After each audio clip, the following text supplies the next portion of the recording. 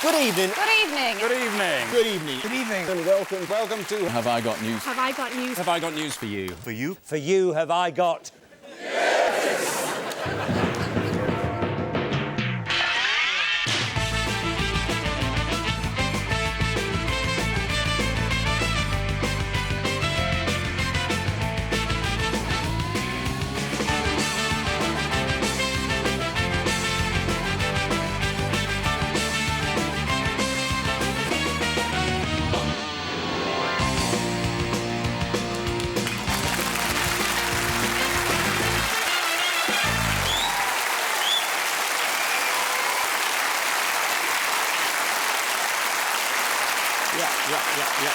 Hello. Good evening and welcome to Have I Got News for You? My name is Boris Johnson, and when I first appeared as a guest on this show, I complained that the whole thing was scripted and fully rehearsed. I'd now like to complain in the strongest possible terms that it isn't. In the news this week, undiscovered footage from William Hague's school days supports his claims that he used to drink 14 pints a night.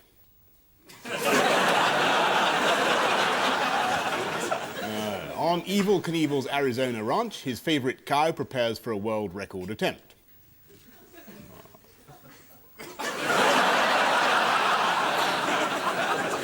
And in Brussels, a rare rugby victory for Wales is celebrated by European Commissioner Neil Kinnock.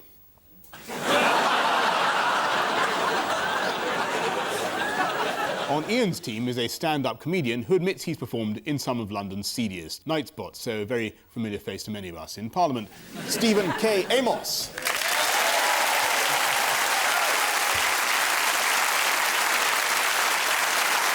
And on Paul's team is a presenter whose new Channel 5 show is called God Almighty, which coincidentally is what most people said when they heard I was to present this show. Clive Anderson.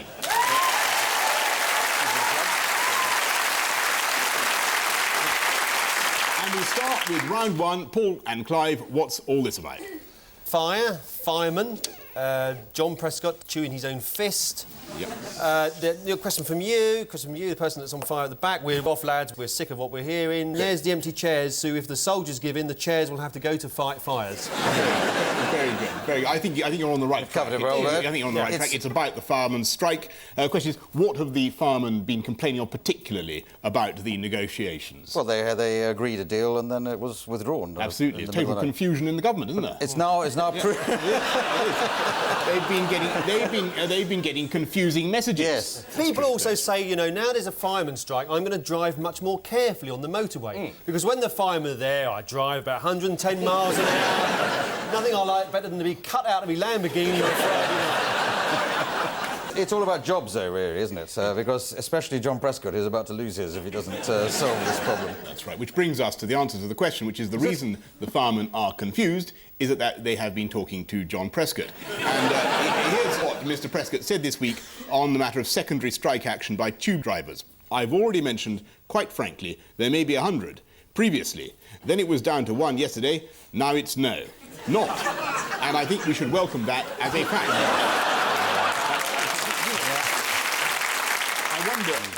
I wonder if you know what John Prescott's view was of the fire strike 25 years ago. He probably said that the firefighters were a very important special case and they should be treated as a special case, very much so. Absolutely right. Give that man a coconut. He said they're a coconut, or whatever the prize you get. I don't want a coconut. Well, no, I'm going to have a point. Have several points. I've changed my mind, Boris. I will have a coconut. We'll have to get the catering. I bet I end up with less coconuts. No, you never know. I've got a lovely bunch. Whether or not we can supply coconut or not, I don't know. But I'll tell you exactly... So, hang on a minute. You're offering coconuts, and yet you have not... there's no facility to give me a coconut. You're promising something you can't deliver, which is what you accuse the Labour Party of.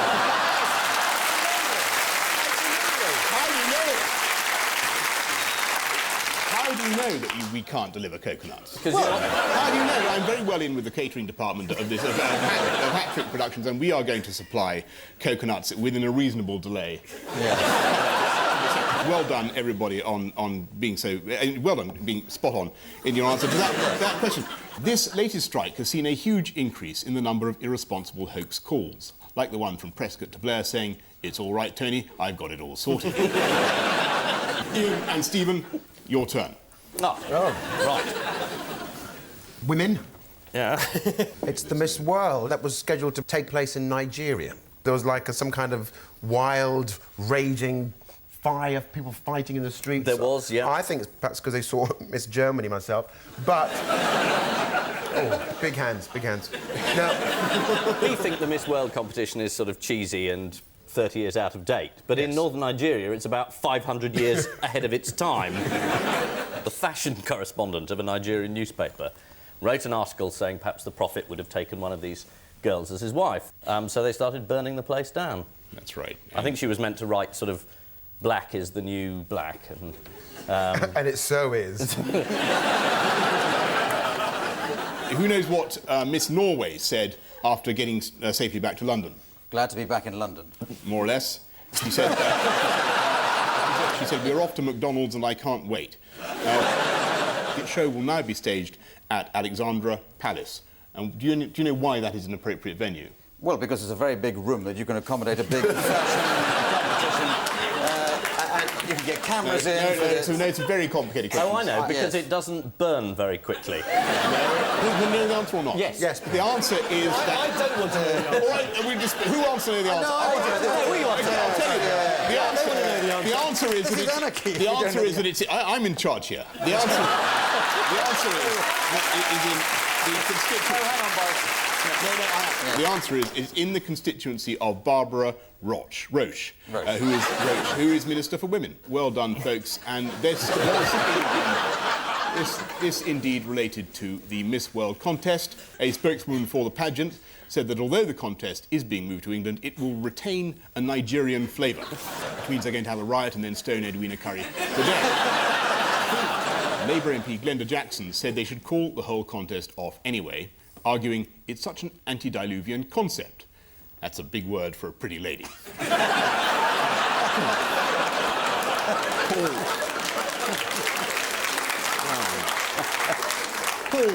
Paul. No, Paul. Yes. I wanted Basil Brush. I wanted Basil Brush. I'm not sure we haven't got him. Paul and Clyde, what's happening here? Yeah. This is old grapes, yes. Yeah. It's about Tesco's. Black widow spiders in grapes, because they've stopped using insecticide. They're there to eat off all the pests. That's and right. It's not just Tesco's, in Waitrose as well. Oh, really? But they have a slightly more upmarket spider, Yeah. obviously, on that as well. Do you know where the spiders have been flying in from? Yeah, Balham. California they've been coming in from. Nigeria. It's actually a trick question, of course, because spiders can't fly.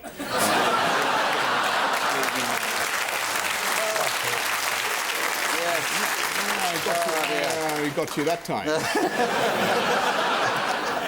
What is the good news to emerge from this business? The good news, we don't have pesticides on our grapes anymore. You know, almost. No, the good news is the California grape season is nearly at an end, and the bad news...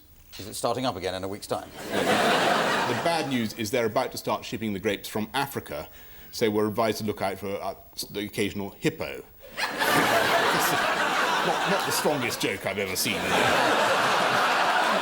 You sold it so well. Every comedian who's ever lived has always hesitated, looked down at the piece of paper, looked up and said the word hippo with a startled expression on his face. Yes, this is the worrying news that deadly black widow spiders have been turning up in bunches of Tesco grapes. Some commentators have expressed surprise that the spiders had survived the long-haul flight from California, as with 8 legs, they're far more likely to develop deep vein thrombosis. You happy with that joke? I thought that was pretty good. I like that one. The Times, Ian and Stephen, make sense of this one. Courtroom. There's a judge recently ruled in America that you can now film a jury in murder trials. Yeah. They've got to decide whether to kill this 17-year-old or not, and it's going to be filmed live. It is the latest bit of reality television. I've served on a jury. Have you? I have. Very mad, strange folk on the jury. I sat in a jury room to deliberate this case, and my fellow juror looked at me and she said, "What are you doing here? What are you in the..." Oh.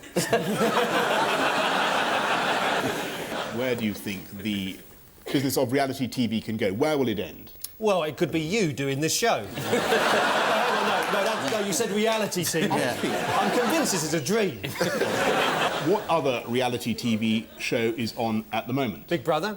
Celebrity Big Brother. Celebrity Big Brother. A loose definition of the term. I think when these people go in there, they always sort of obey what they're told to do, you know. Nobody's rebelling. They all get into that mindset where you have to do what you're told. A bit like being a Tory MP, I suppose.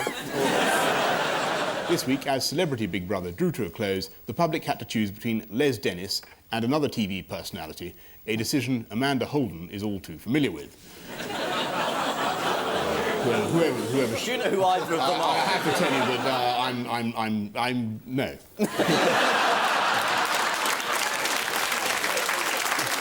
Oh dear, but I'm happy to be elucidated. But first of all, Elucidated? can we tell? I think you mean inoculated. Come on, team, we've got to get a grip here. Yeah. First, there was only a small crowd waiting to greet Anne Diamond as she left the Big Brother house. According to The Sun, producers had to issue a plea for extra guests over the tannoy at a nearby Tesco's. A few curious shoppers duly turned up to see Anne Diamond, though the majority chose to stay put and take their chances at the grape counter. At the end of that round, a quick look at the scores shows us that Paul and Clive have 7 points, and Ian and Stephen are trailing narrowly with 6 points. Round 2 is usually a tabloid headline round, but since I'm in charge, nominally, we're going to do something different and play a special brand new game called Kick Blair's Butt. Before we start, let's remind ourselves of the type of guy we're dealing with. I think most people who have dealt with me think I'm a pretty straight sort of guy, and I am. Well, we'll be the judge of that. Fingers on the buzzers. Oh. What is Tony Blair's favourite tune?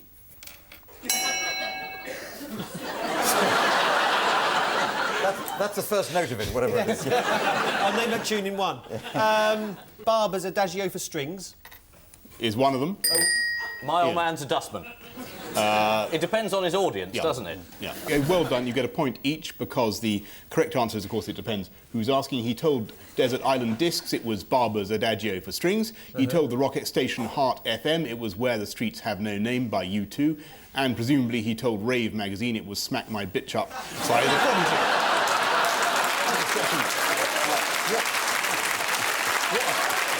Next, what did Tony Blair achieve in less than 10 seconds on 10th April 1998?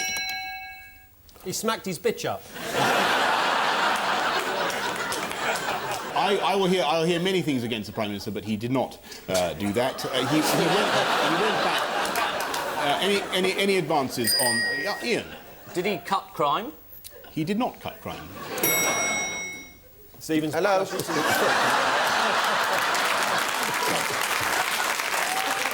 What was the question? He broke a promise. He went back on his word.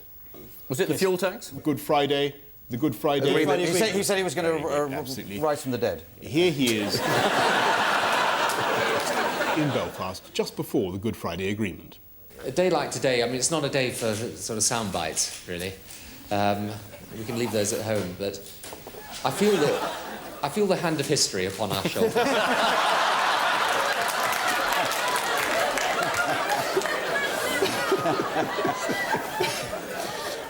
And meanwhile, the hand of John Prescott was on a hot cross bun. Next, the Italian press once called Tony Blair Lo Scroccone. What does that mean? Scrotum. Literally several scrotums. It's just about his holiday home that he didn't pay for, the scrounger, isn't it? He Absolutely right. It was the Italian press who called him a scrounger because the Blairs stayed in a Tuscan villa at the expense of the Italian taxpayer. The following year, the Blairs decided they didn't want to be away from their Islington friends, so back to Tuscany they went. Next question. In 19... You're an Islington friend of Tony. I am, yes, indeed. Well, he's no longer in Islington. He now lives in 10 Downing Street. You should keep up with the news. But he was a near neighbour of yours, fairly near, yes. Yeah, well, we used to, borrow cups of sugar and stuff like that. But... Did he give the sugar back? Well, it's an undertaking over a period of 7 years. There'll be a reallocation of sweetening resources in the fullness of time, but only within the confines of the overall economic plan, as long as Gordon says it's all right. Subject to 5 tests to do with dental caries, this fattening refinement like something anymore. Very good. Well done. Next question. The latest figure for Tony Blair is 7%. What is that? What am I talking about? What does that refer to? 7% of people in this country trust Tony Blair. And Actually, it's his average figure for turning up for votes in the House of Commons. Is it really? It is, it is. Why did you make him Parliamentarian of the Year, then? You and your magazine made Yeah. him Parliamentarian of the Year. It wasn't so much kick Blair's butt as kiss it, really. Steady on, steady on. It's a slightly odd decision, wasn't it? Given that he has shown a total contempt for Parliament, to call him Parliamentarian of the Year is quite weird. Well, I was merely reflecting the views of the panel of judges. And our real calculation, or my calculation, was this was by far the best way of annoying Gordon Brown. And if you really wanted to cause difficulties in the Labour Party, I thought this was the most ingenious way to do it. Is there footage of you giving a prize to Tony? Unfortunately, the Prime Minister felt that he couldn't be with us on that occasion, so he sent us a snatch of Tony Vision from Prague. Have you got it? I could get you a copy of it round to you. Can we do better than that? Has someone got it? Thank you to Boris and all his team. Thank you to Boris for not just the work you do at The Spectator, but the excellent work you do for the Conservative Party. There you go. I thought he was going to say thank you for the work you do for the Labour Party. There has been talk of you, Boris, perhaps becoming the next Conservative leader. I think the chances of that are about as high as ending Ian this Duncan evening. Smith. Ian Duncan Smith is a first-class leader of the Conservative Party and doing a great job. He keeps that quiet. And doing a... OK, this is the BBC, isn't it? Do you want me to go into anti-BBC auto-rant? Yes. Yes, I mean, it's a miracle. I knew it was all too good to last. You let me have this kick Blair's butt thing. Yeah. And it's all again. Here we go again with the great... You know, you've got a government in power that is getting away with absolute murder, mayhem all around London. A totally useless leader of the opposition who's letting him do it. Nonsense. You've got a very effective opposition which is being grotesquely let down by the media. They're laughing, Boris, they're laughing. They are, and they're agreeing, they're clapping. Yeah. They're clapping. Because you have a BBC which relentlessly fails to put over the Conservative case just the by dint media. of such extreme manoeuvres as getting me to present this programme, that sort of thing. And So do you think the government's getting doing you to wrong. present is a deliberate anti-Tory move? Well, look, I only want you all to realise that if Tony Blair continues to think that he walks on water, he may soon find that he is in error, and you may find that there is another party that is ready and willing to take up the reins of government. The Liberals? Not Yes. the Liberals. The Conservative Party. The Conservative Party. Not the Conservative Party. The Conservative Party. And we will do a far better job than one he's doing at the moment. And if I can't, I believe that will be probably cut from this... No, I think they'll leave it in. Boris, they'll leave it in. And good for you, chaps. Leave it in.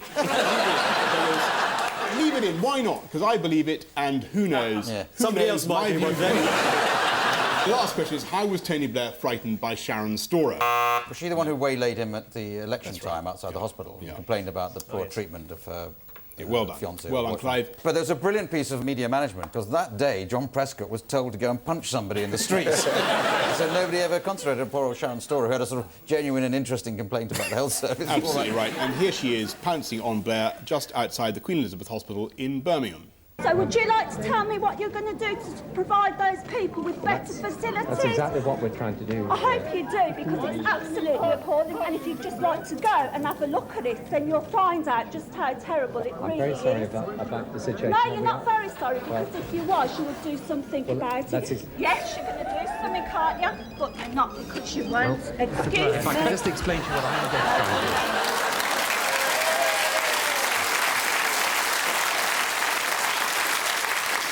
And that is the end of that round, with Blair's butt well and truly kicked.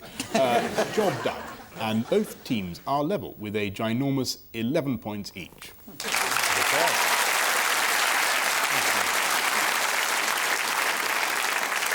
Round 3 is all about picking the odd one out. Paul and Clive, your four are Christine Hamilton, David Beckham, Theresa May and P. Diddy.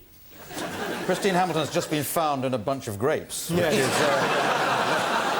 there's a lot of that this week going on. This has got to be about shoes, isn't it, I think, because there's definitely a connection with Theresa May's Theresa famous May for shoes, wearing yes. the leopard skin shoes. Something about designing shoes. You're in the right ballpark. Theresa May has got a range of shoes made for her after her stunning performance with Boris at the Tory party conference. That's the Theresa shoe May's question. the odd one out because she doesn't design her own shoes.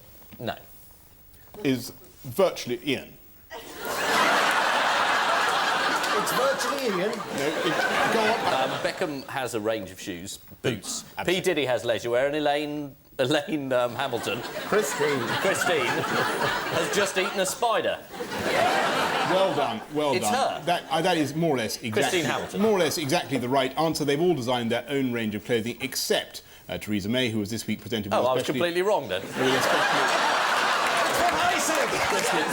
Designed pair of shoes by Russell and Bromley. No, I thought you were right. Boris, you edit a magazine? And he said he was right. He said he was right. What on earth are the editorial meetings like? No. I don't know. Well, that's very good. I put it on paper. I have a biscuit. Cheese. Is it cheese? Oh, yes, you'll do that, yes, yeah. What time is it now? Shall I go home? Oh, I'm here. Oh, very well.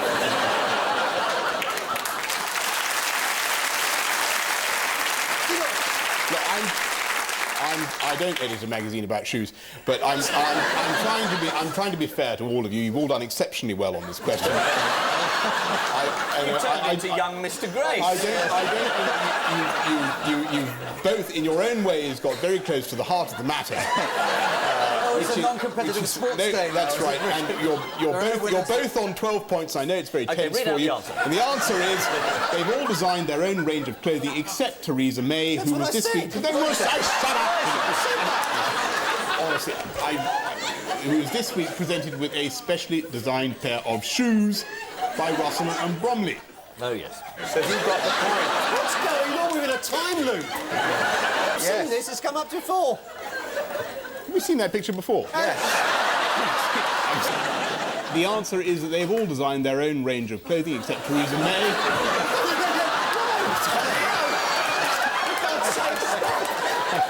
That picture will come up again in a minute. We've all got a life to lead, Boris.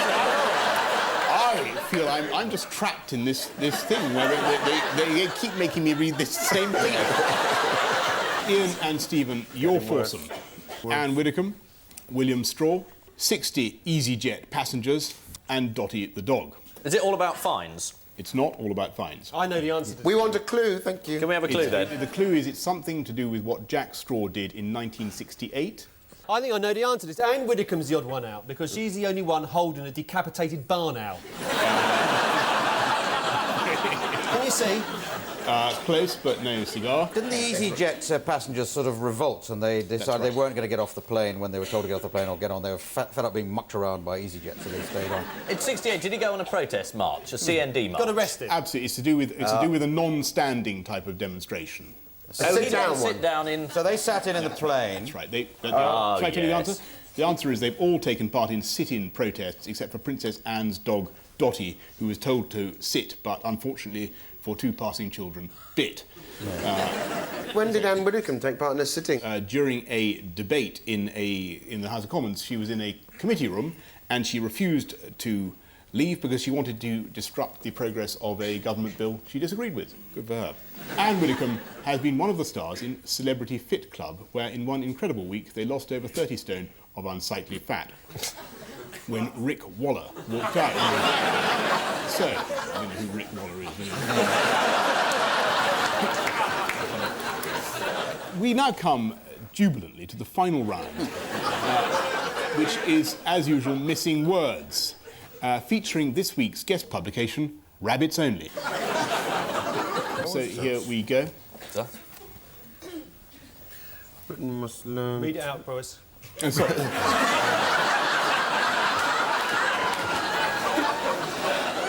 It's an audio-visual experience. Sorry, I just thought I could relax for a second. It's not the Houses of Parliament, you know. You can't just go to sleep. Britain must learn to love. Stop, you're not meant to... It's my auto cue. Oh, sorry. Britain must learn to love what? Plumbers. Learn to love a plumber. No. The French. What's the answer? Plumbers. But hang on, sorry, you are right. Paul, you're right. The answer is plumbers.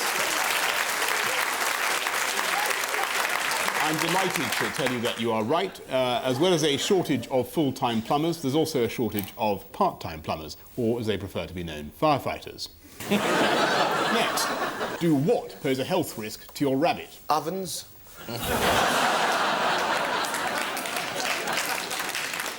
Mixomatosis flavoured cigarettes. Think of something in there. They've got the Christmas issue of Rabbits Only is coming up, so what... Christmas trees. Pelves. Do gypsies... Sorry, No, so Paul's got it. the answer's over here. It's Christmas trees. Well done. I don't know why. Do you still live in Islington as well, Boris? Partly, yes. No. I don't think you live on the Wait. planet Earth, never mind. I do live in Islington. A lot of it? Do, yeah. No, I don't. I wish I did, but I don't. I think we should get off my my property.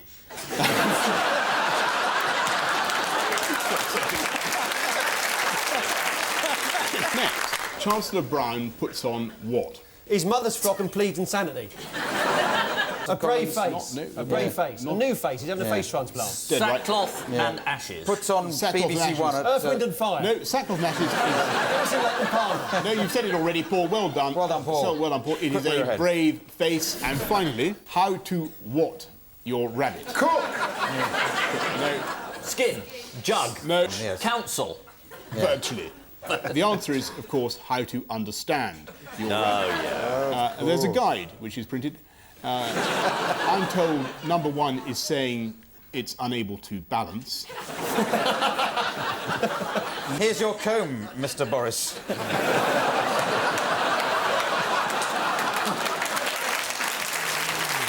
Number five is trying to tell you it's dead. Ladies and gentlemen, that brings us to the end of tonight's contest. And the final scores, limping over the finish line, are as follows. Paul and Clive on 16 points, and Ian and Stephen narrowly pipped to the post with 13 points.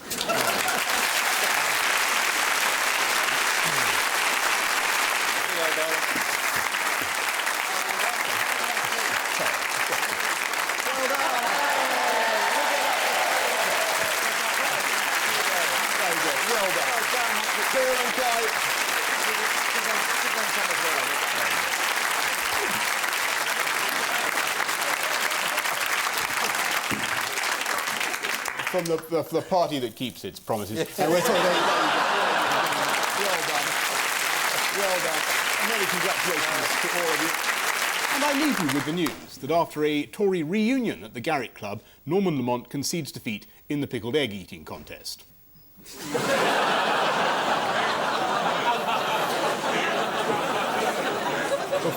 Before a concert in Bournemouth, there's evidence the years have not been kind to the Beverley sisters.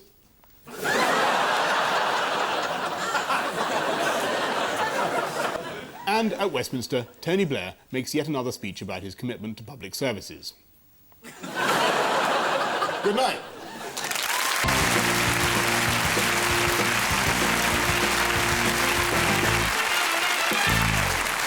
Good evening and welcome to Have I Got News For You? My name is Martin Clunes, and the fact that I've been a guest on this programme several times before means that there's only one chair on this set I haven't sat in.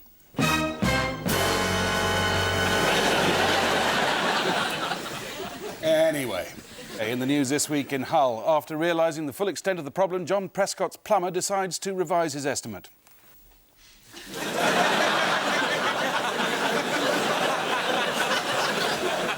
On the 805 to Waterloo, the security cameras capture the scene moments after the Chinese bloke in the second carriage sneezes. And in the last moments of the conflict, a desperate Iraqi pilot attempts one final mission.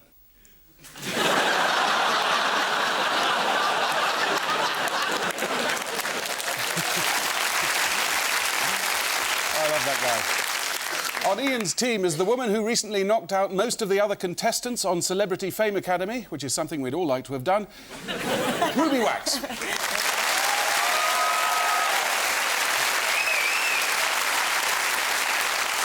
With Paul Merton tonight is a multi-award-winning actress turned MP who claims there is less ego among actors than politicians. Well, get you. Brenda Jackson.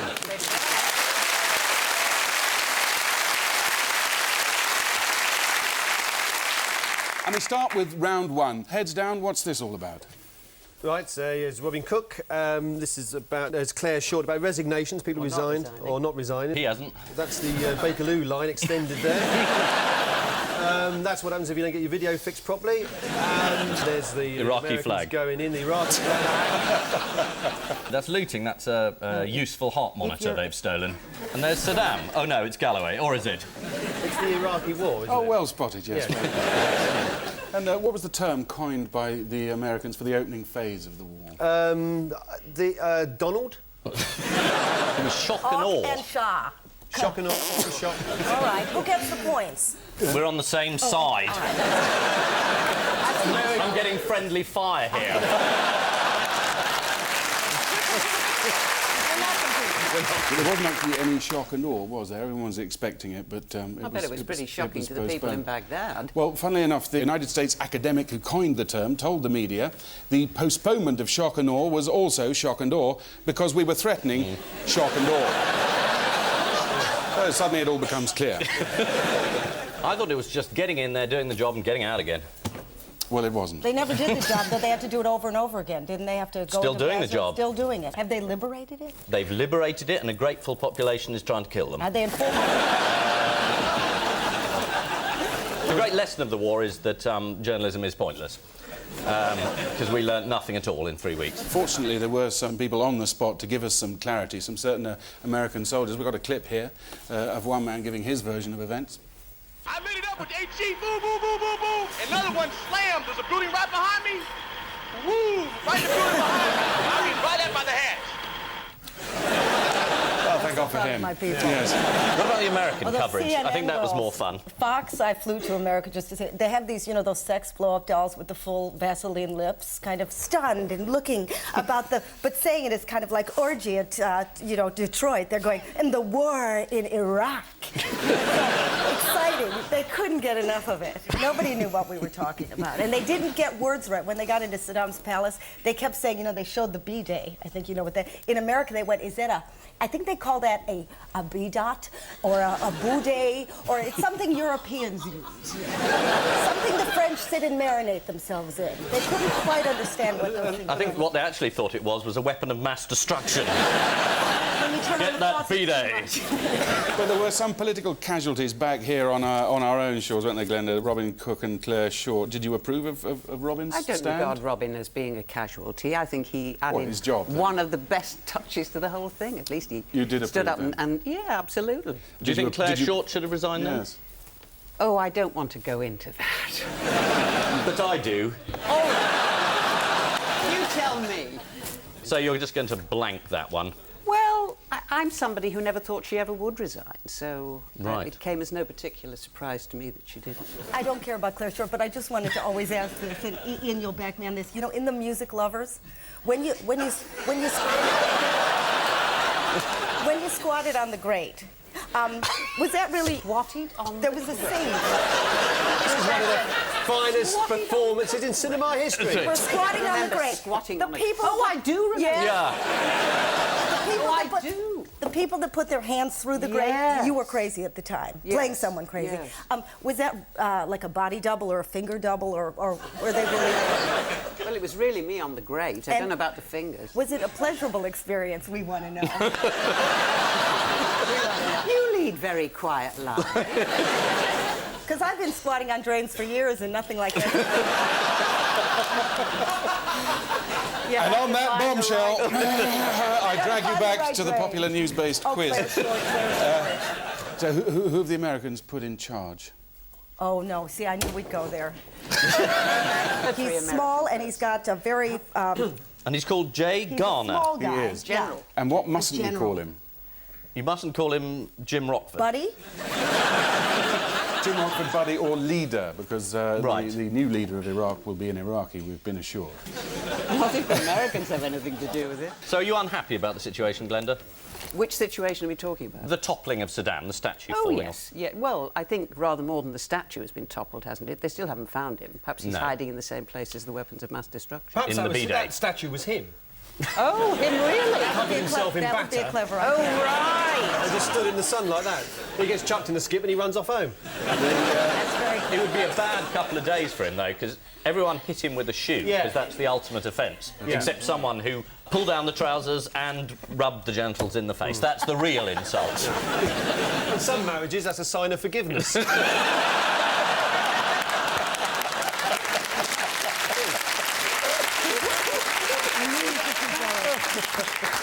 And they found Saddam's love shack, didn't they? Oh, there we go. It's a mirrored bedroom with lamps shaped like women, airbrushed paintings of a topless blonde woman on a mustachioed hero battling a crocodile. That's a crocodile with breasts up there? No, that's a girl. That's the... Oh, right. Sorry. No, it's all from Harrods. All taste. No, I have no proof of that. I'll have to withdraw that.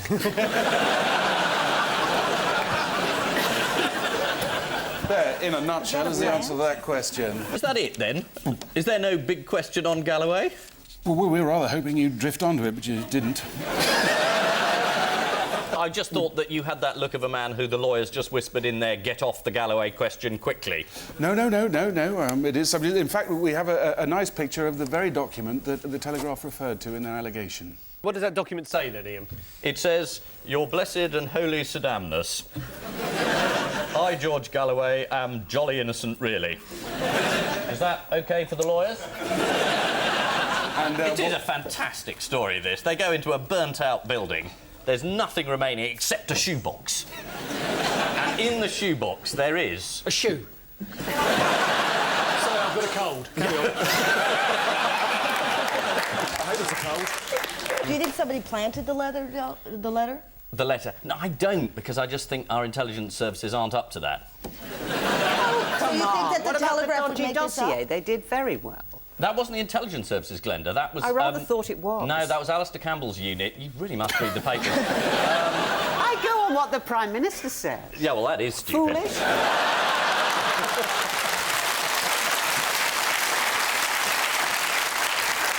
Galloway's going to sue, so there's going to be a massive libel action. Galloway versus the Telegraph. And it's going to be brilliant, because I'm not going to be involved at all. Quite well done. It was, in fact, Gulf War II, the sequel. Tony Blair's support for George Bush... Bush? There, I made a mistake. Everyone feeling better now?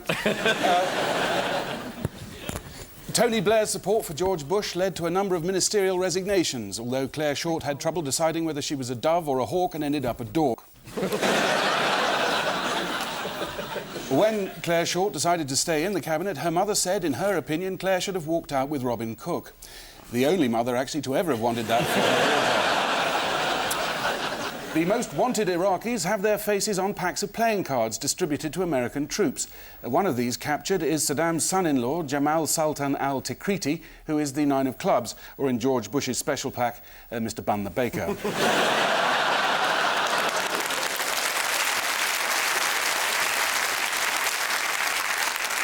Paul and Glenda, your media feeding frenzy. OK.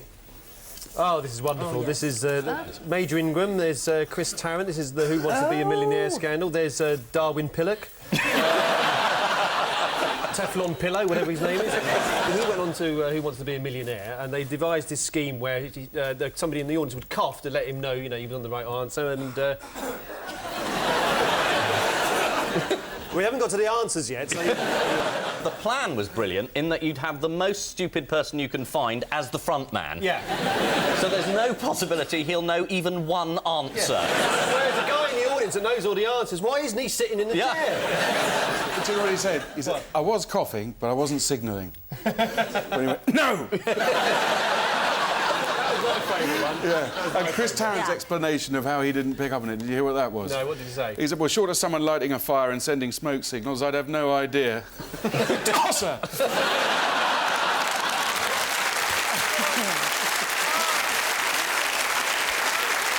Did you know the answer to any of the questions, Ian? I did know the answer to some of the questions. Did you? Yes. Well, the man who designed the centre of Paris And there is a thing called the Boulevard Houseman. Yes. That was the £500,000 question, I think, and this is where he was brilliant, the Major Ingram, because as Ian says, Houseman was the answer. So he said, Houseman designed which major city? Is it A, Paris? He looks blank. B, Berlin? He goes, Berlin. German name, £500,000. It couldn't be easier than that. Yeah. So he doesn't listen to any other Athens. No, he says, no, I think it's Berlin. It's Berlin. There's no coughing. I think it's Berlin. It's definitely Berlin. Nobody's coughing. I don't think it's Paris. I think it's Paris. Just as Ian says, you'd be better off with Bagpuss sitting there. Just dreadful. Because I think the agreement was, there was a suggestion that the agreement was that he would go as far as 125,000 and not go any further than that, because, you know, because they thought, well, no, the more it goes on, the more likely you are to be discovered. But he thought he was doing so well that he just kept going. Yeah, he was on a roll. And then when he won the million, him and the wife went to the dressing room and they had a blazing row. You know, under what circumstances do you win £1 million over blazing round? You bloody idiot. What are we going to do with all that money? Where do you think I'm going to put that? I'm not going to size in his pocket. How's it going to go in there? Toss pot. It's not likely, is it, really? I think it's the story of the year. Can we talk about it every week? Yeah. Still, you'll feel guilty if he dies of SARS, won't you? Do you know what the first commercial shown in the first ad break of the documentary was? It's got to be for cough syrup. It was Benylin, yeah. Those guys are clever, aren't they? So this was the infamous Who Wants to Be a Millionaire episode, finally aired on Easter Monday. According to The Guardian, the highlight of Major Ingram's career was a 6-month stint in Bosnia, where he was a triumphant victor on Who Wants to Win Some Soup. The alleged accomplice, Mr. Whittock, told the court he'd been coughing due to a frog in the throat, rhinitis, hay fever and asthma, at which the judge called out, B, rhinitis.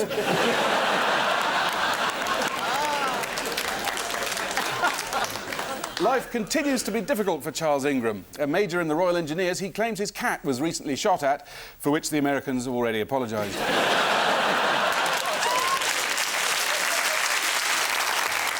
So now it's time for the tabloid headline round. Paul and Glenda, chew on this. Swish kebab. Yes. Apparently the Duchess of Kent is not buying enough kebabs because of their image. And they're worried about her because the doctor says she needs kebabs, she's got a kebab deficiency. But she won't buy kebab because of the image, because of the late night when the pubs are shut and you're completely drunk and you're looking at something that's turning round and you say, I'll have a piece of that. Whatever it is, and once part of an animal, I don't care, just give it to me and a piece of bread and a chilli and I'll just throw up outside. According to the Daily Mirror, who is behind this kebab makeover? Duchess of Kent. No, it's in Worried Kebab Chiefs.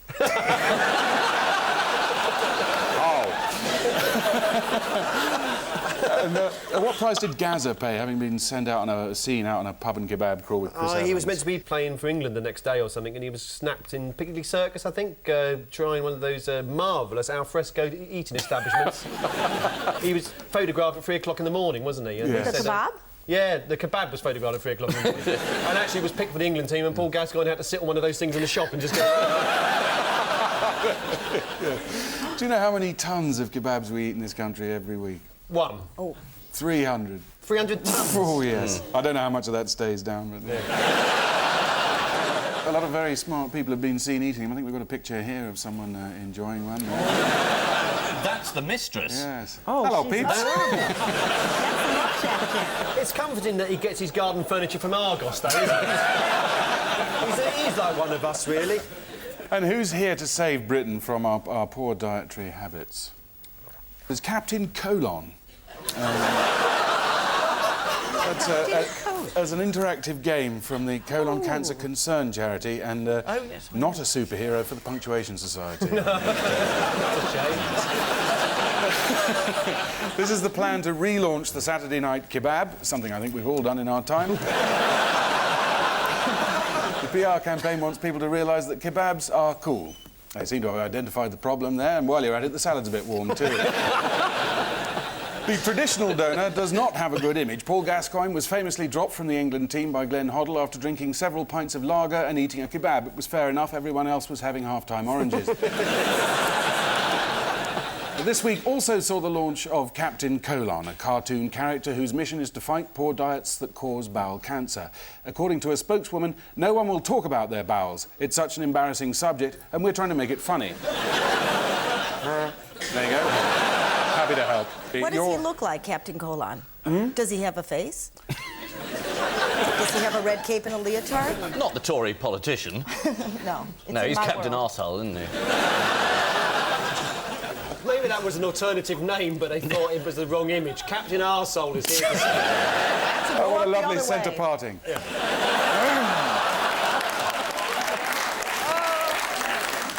Ian and Ruby, your spinning headline. Hello, no photos. Catherine Zeta-Jones. Catherine Zeta-Jones, and yep. she said no to hello and okay to okay. But this is a woman who won an Oscar for spreading her legs 350 degrees, so I don't know why she should complain about that angle. They sued Hello for how much, do you remember? £1 million. £1 million. No, £500,000. But Catherine Zeta-Jones said at one point £1 million isn't very much money to us. That's right. Which is really works with a jury on the whole. The case was fantastic. It was about her wedding pictures, and then the first day the judge said, I thought a wedding was a public event. And from then on, the case sort of foundered, rather. We've all had pictures we're not happy with, haven't we, Ian? Do I know what's coming? I've no idea. Does it involve a Middle Eastern country that isn't Lebanon? You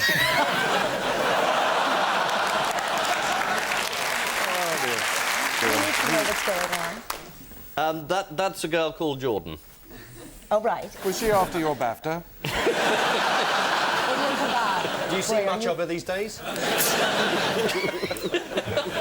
I think everybody sees quite a lot of her. This is Catherine Zeta-Jones and Michael Douglas, who've been in the papers almost as much as the war. Catherine recently gave birth to a 6-pound, 12-ounce daughter. According to the Daily Mirror, Michael Douglas was at his wife's side when she went into labour. He was in the next bed having his hip done.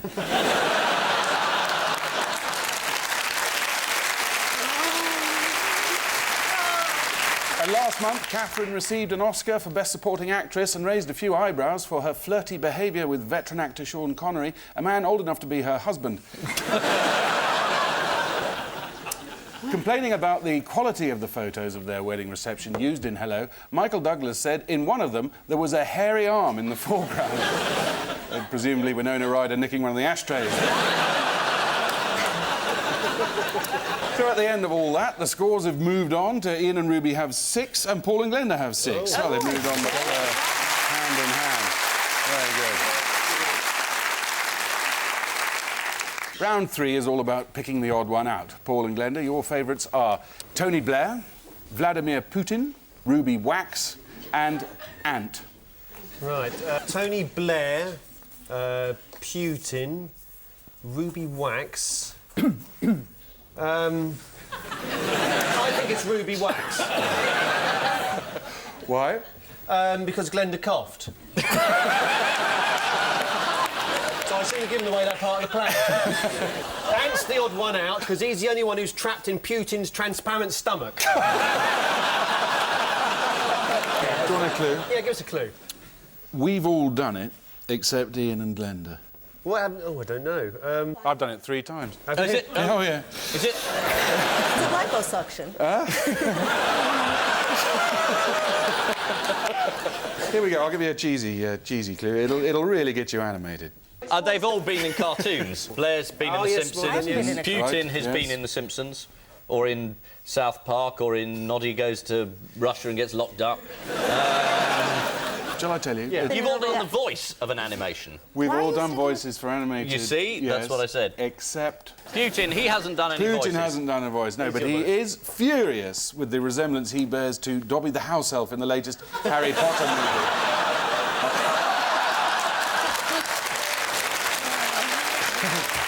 Oh, well done, The Express, there, for spotting that similarity. There's a couple more. That is brilliant. Does he go to the White House and say, oh, Mr. Bush, been a bad... A few more lookalikes here. You'll like this one, Glenda. Peter Mandelson and Mrs. Tweedy from Chicken Run.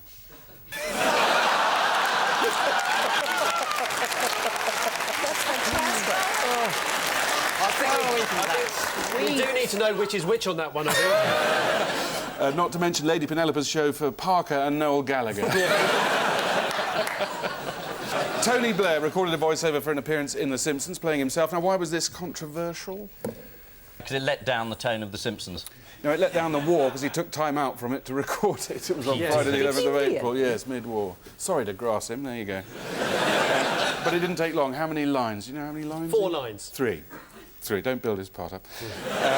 Do you know who the Daily Mirror has blamed for Mr. Blair's appearance in this, Glenda? You. The Daily Mirror blame me? Yes. Oh, I shall have to have a word with the Daily Mirror. Why did you blame this for? Why Because is he it... went on Morecambe and Wise, you see, and they reckon they'd opened a sluice gate for serious people to go on any entertainment shows. Oh, I see. Unlike Does he this dance one. and sing as well? But Just 3 lines. Glenda was an actress when she did the Morecambe and Wise show. She wasn't an MP. How kind. Yes. Yeah. And Blair is an actor now. Not very good. And the Daily Mirror's a newspaper, allegedly. Now you're being silly. According to the Mirror, the cartoon Blair comes with sticking out ears and a cheesy grin. Don't knock it, it's a living.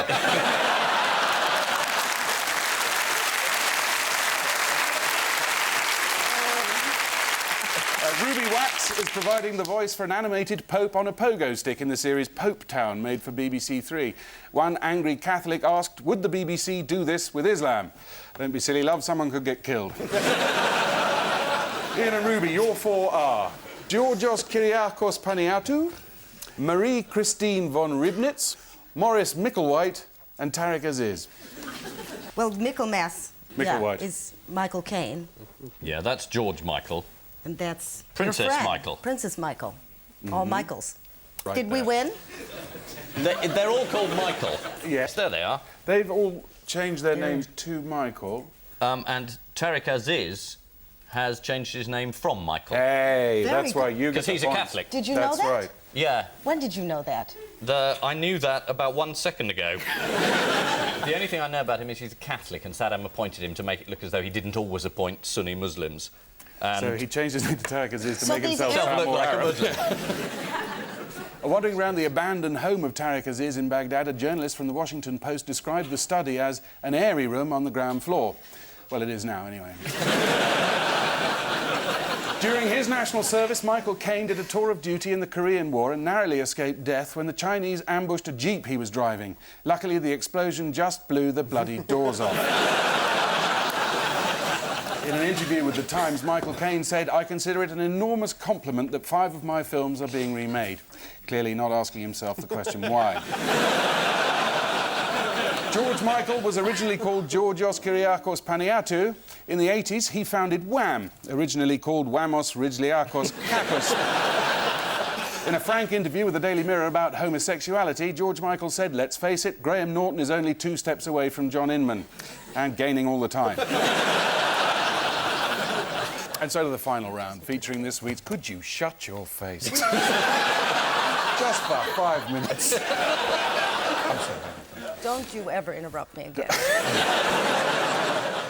And so to the final round, featuring this week's guest publication, the soon-to-be-defunct Innovations Catalogue. So why not say goodbye to missing word misery with this attractive selection of handy disposable headlines. Brown lost what by being locked in lavatory? A stone. That's very good. Is that not right? It's not what I've got down here. Leadership, wasn't it? No, this is Brown lost a try not to get locked in a lavatory competition by being locked in a lavatory. That's very good. Yeah. That's good. I have nothing to add. Yeah, That's very no. good. Well, yes, the answer is leadership. Apparently there was a motion, but it wasn't seconded. Sadly, they won't cut that bit out. Next, outraged US dumps what on what? Dictionary on Bush. The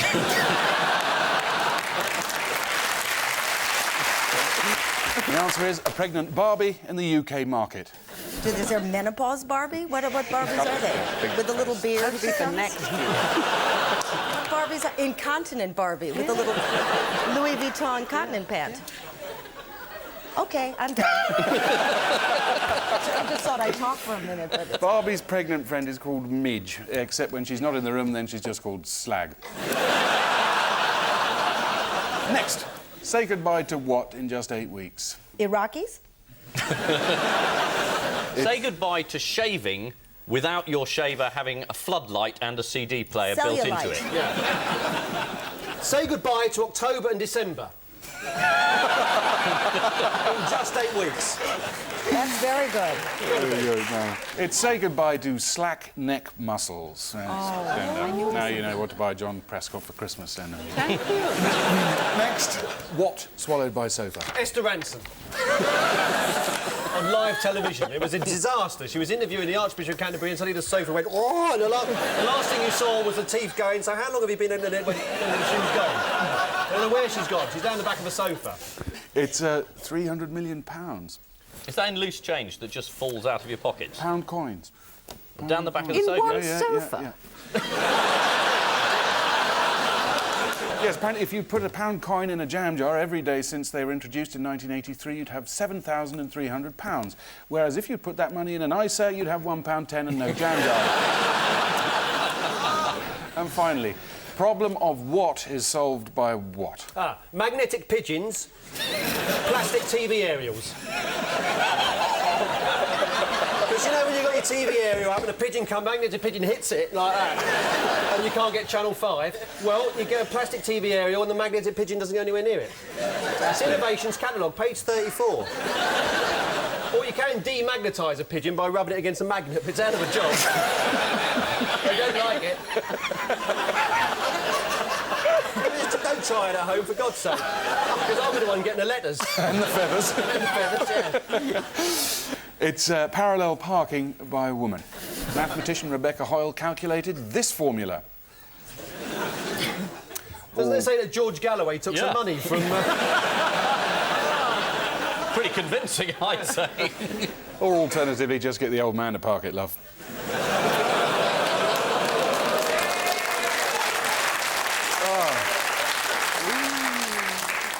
Split the crowd there. Well, that brings us to the end of tonight's contest, and the final score as follows. Ian and Ruby have 9 and Paul and Glenda have 7.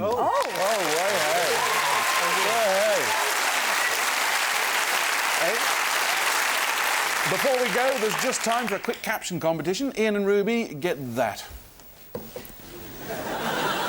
Disney does version of 9/11. Is the squirrel on the skis saying, thank God we got this before the Innovations Catalogue closed down? Paul and Glenda, get this. That's how it's... I'll start again. But what about the other caption? Aren't we being told what the caption was? No, there wasn't one. We had to think of one. Oh, I see. Paul and Glenda, get this. Wait a minute, don't we get our caption? That was it. What? We just had it. But what was it? No, there wasn't a real answer. Oh, I thought that was a real answer. No. That was just a photo. Have you seen this programme? No. Oh, it's very good. That's the idea. Oh, you'd like It it. wasn't in the headlines then. No, they show you a picture of a squirrel. Yeah. They ask you to say something even vaguely amusing, and then they cut it from the show. And, They haven't shown us a photograph of the squirrel. No. What do you think the real he's very mad. What do you think the real caption was? The You can see IRA why- discussed decommissioning, or something like that, perhaps? Are you being sarcastic? Yes, it's an English characteristic. So we've now got to find a caption for this squirrel picture. Is this right? No, you get your own She picture. knows the game. Right. Well, I I've got do. squirrels now. Well, if you wind your neck in, we'll get your picture out.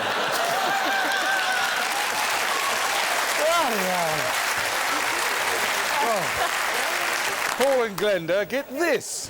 Right. Blunkey on the drums. Does he know he's on the drums, or does he think he's just being extremely noisy? He doesn't even know he's on the squirrel. I don't know. What's the answer? Do you want to see the squirrel again? Yeah, get the squirrel out. Look at this guy. He's a lovely fella. I like this squirrel. The squirrel saying, Martin, for God's sake, end the show. On which note, we say thank you to our panellists Ian Hislop and Ruby Wax, Paul Merton and Glenda Jackson. And I leave you with news that at an air base in the Kuwaiti desert, Flight Lieutenant Harrison regrets having brought along his lucky budgie. In Westminster, the April Fool's Day email about a newly formed war cabinet claims just one victim.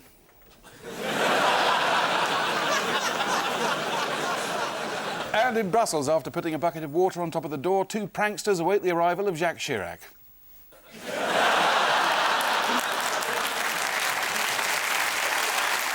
Good night.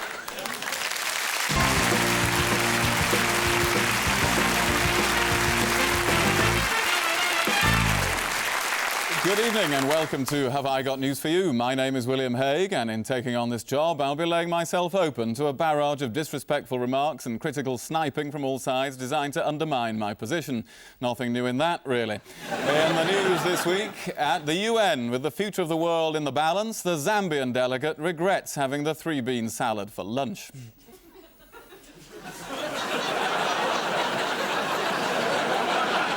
A surprise candidate is unexpectedly available to try out as host on Have I Got News for You?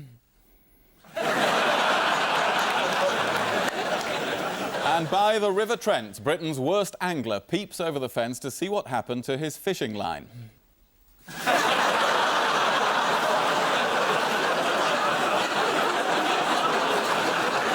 On Ian Hislop's team is the award-winning comedian who believes that she was a nocturnal animal in a previous life, right up to the moment she was flattened by a juggernaut and became Linda Smith.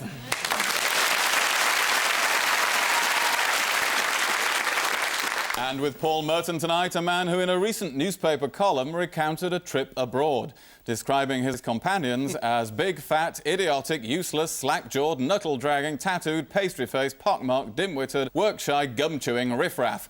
Well, what can you expect on the Sunday Times staff outing? Jeremy Clarkson.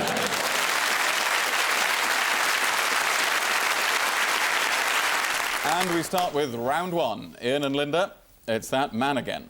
The Pope's going to be a host, is he? That's Prince Charles. Oh, that's Hello Magazine. Oh, and that's a hug. He's got a knife in that hand. Watch yourself, Blair.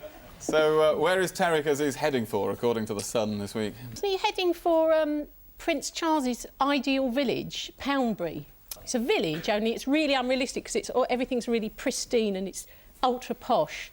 It's got Tariq Aziz in it. And it's got Tariq Aziz in it. And The Sun helpfully said that he might get a makeover and told us to look out for Tariq Aziz. There he is. Who backpedalled furiously the day after this report in The Sun? Saddam on his way to Syria?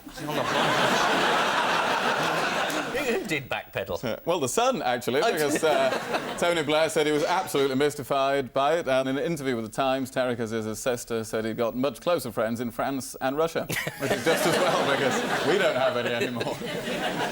What did Boris Johnson find in the wreckage of Tariq Aziz's this house? was fantastic. Every other journalist in the world goes to Baghdad and comes up with a secret document. Boris goes in, I can't find any. But he goes to Tariq Aziz's old house and finds a cigar holder. Fantastic scoop, Boris. And what else did he find in the house? Anybody know? Apparently found the Arabic version of the game of Risk. And so while we've been here thinking about the weapons of mass destruction, Tariq Aziz has actually been sitting there on a Saturday night throwing dice with lots of little plastic tanks and trying to invade Alaska. It was Kamchatka you could never get in Risk, wasn't it? Only from Alaska. Oh, right. Yeah. Now you had to come in that way. Yeah. So That's right. you were trying to take over the world early. Yeah. Yes. How's that going? I was more successful on the board. I know you. I've seen you before. Were you in Midsummer Murders? That's next week. It was a bit like that. But then so was the treatment of Angus Dayton on this programme. Yes, it's the latest developments on Iraq. Yeah. That not register in your brain, William, that booing? No, it's used to it. You'll find it washes over him. We were the Tory party long enough to know how to ignore booze. So you weren't very popular It's then? Listen, just because I tell jokes doesn't mean you should have political opinions.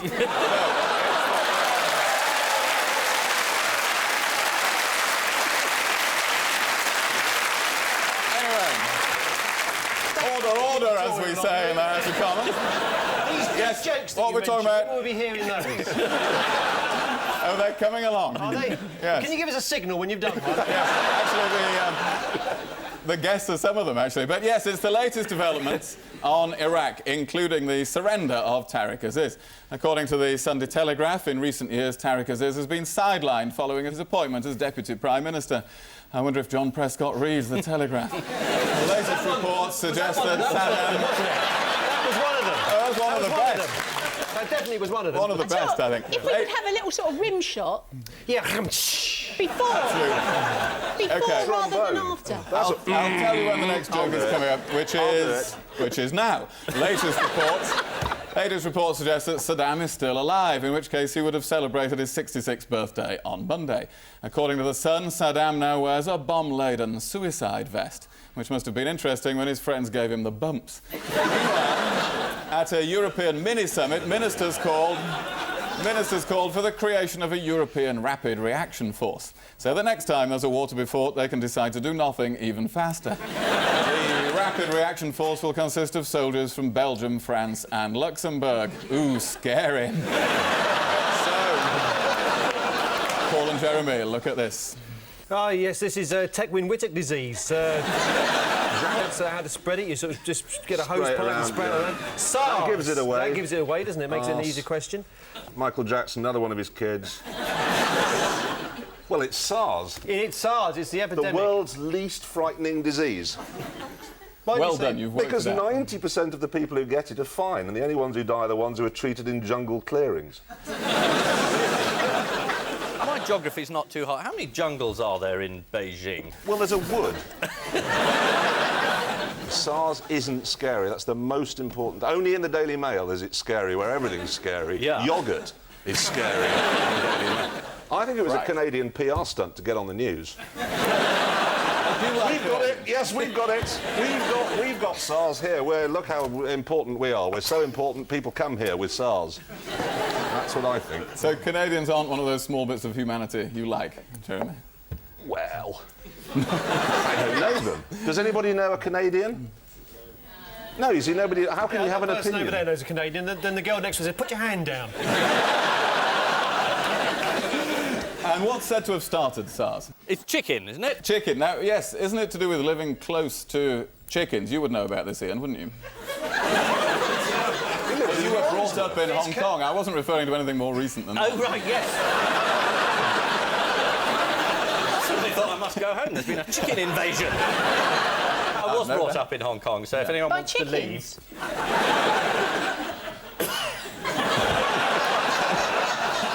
Who's issued a profits warning as a result of this? Cathay Pacific. That's not funny, it might be the answer, actually. Well, no, you're getting warm. Walt Disney, because they're planning to build a Disneyland in Hong Kong. Hong Kong's about that big. Yeah, but Mickey Mouse is only that big. The worst place in the world. I've just come back. You went to Disneyland? I've never been anywhere so horrible, ever. No, Really? apart from Wednesbury. Other than Wednesbury, it's the worst place in the world. It's not much of a slogan, is it? The worst place in the world. Apart from Wednesbury. This is the worldwide spread of severe acute respiratory syndrome, or SARS. As this is quite a sensitive subject, we're aware we might get some complaints. So the BBC have asked me to say, if you know someone with the disease and you're thinking of writing in, please don't lick the envelope yourself.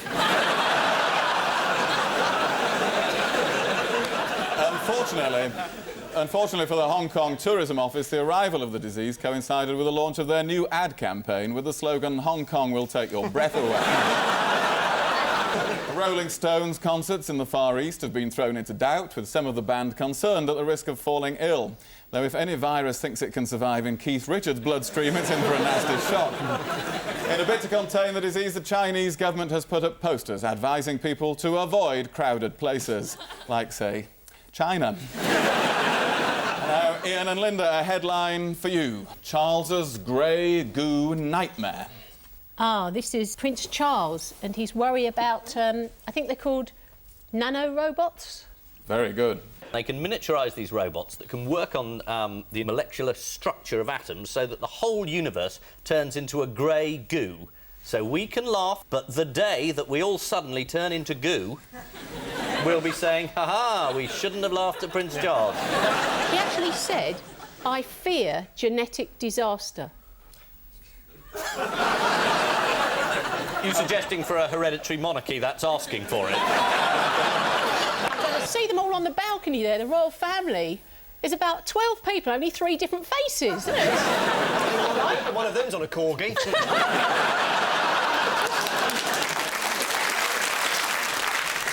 Robots? Yeah. The size of this studio can't make a voxel properly.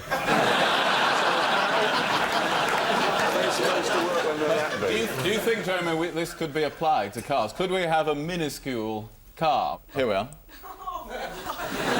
What's the opposite of the phrase special effect? If it's nanobot technology, we've all had it. And so how small is it? According to the Mail, nanotechnology is technology on the scale of about 100,000th of the width of a human hair. For those familiar with human hair, Ian, you won't. I suppose I should be flattered to be made bald jokes at by you. People used to say I looked like you, but then I got the lawyers in. It was so did I. Isn't there danger with it while you two stop mutually admiring each other? Isn't there a danger this technology could get so small we won't be able to find it? Yes, this is the warning from scientists that mini robots could escape and eat the whole planet, turning it to a grey goo. Stop me if I'm getting too technical. According to Labour's Science Minister Lord Sainsbury, nanotechnology could be huge. He hasn't quite got it, has he? One critic of Charles's anti-science pronouncements complained he has some very green advisers, most of them in window boxes. Lamenting the lack of public debate on the subject, Dr. Peter Singer said, "Go into a British pub and say nanotechnology and no one knows what you're talking about. Mind you, go into a British pub and say local elections and you'll have the same problem." William, did you vote today? I have voted by post. You voted? I just want to Have you voted? I have voted. Who did you vote for? Well, I don't know if anyone ever told you, it's a secret ballot in this country. But I'd like to know. We'd all like to know. Rest assured it wasn't you. No, but you like to know who votes Conservative so you can thank them all individually. Exactly. Paul and Jeremy, your turn again. Don't hail Hitler. Since the success of the Great Britain's programmes have sold this idea, if you can sell such an idea around the world, and the Germans are going to do the, your favourite Germans, but they're not allowed to vote for Hitler. But it's not just Hitler. It's anyone of a right-wing persuasion. Right, so that's Blair out then. Karl Marx is the only one, because he's the only one that's not right-wing. It's between him and Michael Schumacher. Do you know how they're defining German for the purposes of this programme? By racial purity. They are actually including Austria, which is how all the trouble started in the first place. If they had included Hitler, where would he have come? First. According to one report from the German authorities, they said definitely not in the top 3. How very reassuring. But it's not as tricky as it'll be when they do it in America. When they're asked to vote on who was the greatest American of all time and it's Tom Cruise, that's what I'm waiting for. So you know it will be. Yes, this is the forthcoming German version of the BBC programme 100 Great Britons. The German writer Goethe has emerged as an early front-runner in the poll. While the Germans are very familiar with our winner, Churchill, most Britons think that Goethe is a song by Chasm Dave. And so to round 2, and with the news this week that John Humphreys is to take over as the host of a new series of Mastermind, it'll be interesting to see how many contestants can get their answers out before he interrupts. So just to show that if Humphreys can do it, any idiot can, here's a quick roundup of some of the smaller stories of the week in quiz form. So fingers on the buzzers. What do you have to eat 40 quid's worth of to get a free basketball? Chocolate bars. Cadbury's have decided that the best way to get children fit is to fill them up full of chocolate. If they're trying to get fit, they'd be better off eating jammy Dodgers than chocolate, because that's got that sports jam in it, hasn't it? That's 30% lycra. And you take a little bite, and you've got a full upper body workout. And that is science. Critics have complained that the scheme is simply an underhand way of gaining free advertising for chocolate, such as Cadbury's Flake, which uses only the crumbliest, flakiest chocolate, and in my view tastes like chocolate never tasted before. Next question. Whose shopping list this week included tighty, whitey undies? Yours? A guess, but I do know who you are now. You're from that political party from the olden days. And the future. Yeah, oh, no, I don't think so. The only one anyone recognises is Anne Widdecombe, and she's confused us all by going blonde. I was watching her for half an hour on Question Time, thinking, blimey, Sue Barker's slapped on a bit of weight.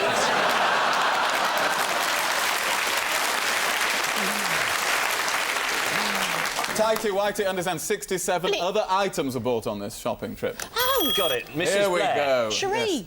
It was Cherie. What was she doing? It was the Australian supermarket sweep. You get invited by the government, as the wife of the Prime Minister, to run round the shop and shove it all in your bag.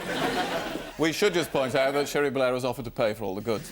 She actually bought clothes with a logo featuring a character called Julius the Cheeky Monkey on, but she avoided clothes with this character, Cherie L. Bandit. And one onlooker remarked she's taken everything but the kitchen sink, at which point Cherie walked back in with a spanner. Next question. What's 4 inches long, more than 20 years old, and sold for £2,500 this week? Yes, it's Bob Linda. Marley's dreadlocks. It is indeed Bob Marley's dreadlock. There it is, 4 inches long. How does Bob Marley like his donuts? We're jamming. We're jamming, absolutely, you're right. I'm doing a double act. Bob Marley's lock of hair is 4 inches long and plaited in a dreadlock, and in one respect is very similar to Ian's. Going, gone. Very similar to some people's careers. No, that's...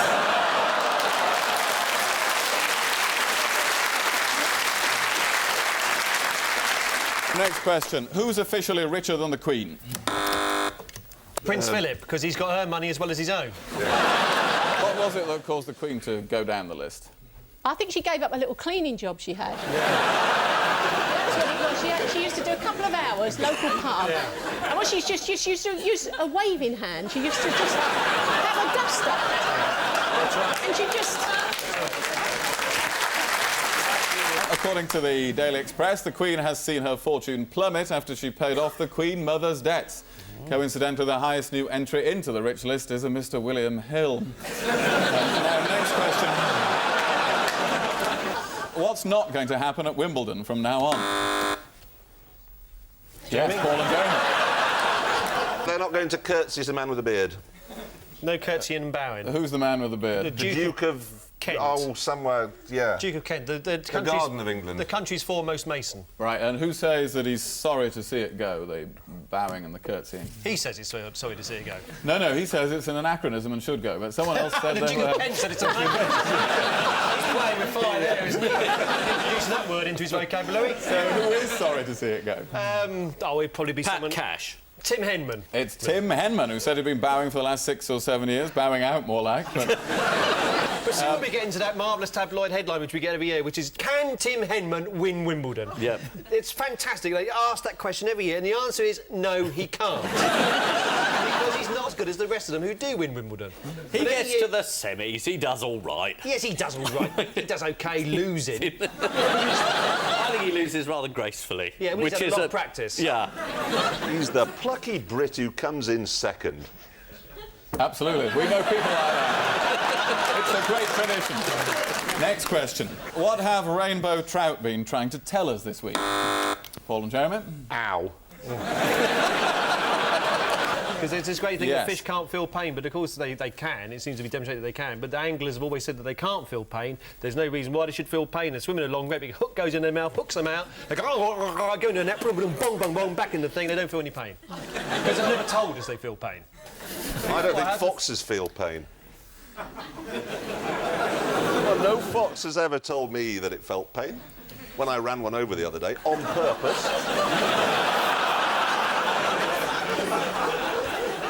I could have braked, I chose not to. You The debate all hinges on whether fish are simply reacting to a stimulus or whether they are experiencing an emotion. To many people, this will seem like a meaningless distinction, but it is not, said a trout. And finally, who clogged up the cosmetics counter at Selfridges this week? Paul and Jeremy. 600 very overweight naked people. 600... What were they doing then? They were posing for that man called Spencer Tunick. Tunick. Is that his actual name, Spencer Tunick? It's not a very good name for a man who has naked people there, is it? Well, they were worried someone would press start on the escalator. I read an account from some woman who said she didn't get out much. And her daughter had suggested to her, why don't you go and take all your clothes off in Selfridges? Be good, get you out of yourself, meet some people. Like playing bridge, except slightly more interesting.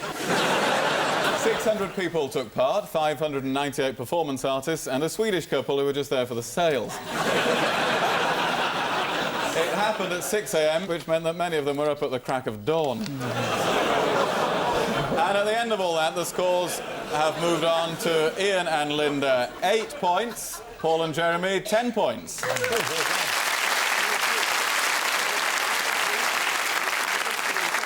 Round 3 is the odd one out round.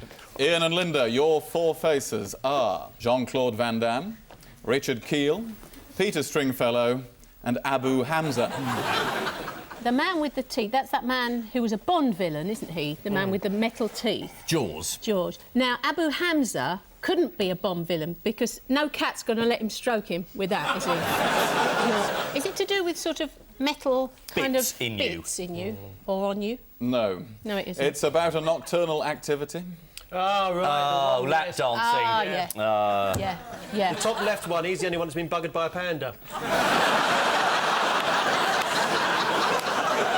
Abu Hamza, he's a former lap dancer. Well, actually, he's a former what? He's a former leader of the Conservative Party. He's a future. Getting less warm. Did he run a nightclub? No, He did. Nightclub bouncer. Nightclub bouncer? Oh, you wouldn't want to mess with... You wouldn't want him feeling your collar, would you? Oh, dear. The Stringfellow's the odd one out because he owns a nightclub, he's never been a bouncer. Right, very good. What's he not getting at the moment, Abu Hamza? Well, he's not getting out of Britain, is he? A pair of gloves for Christmas. The Sun, of course, tried to help him get out of Britain by popping a British Airways ticket to Cairo through his letterbox. What was the reaction of his spokesman, according to the Express?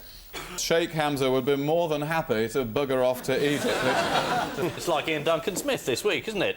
He said the word bullshit. What did you think of that? I think he's entitled to say anything he wants to say. It's not like anyone's going to hear it.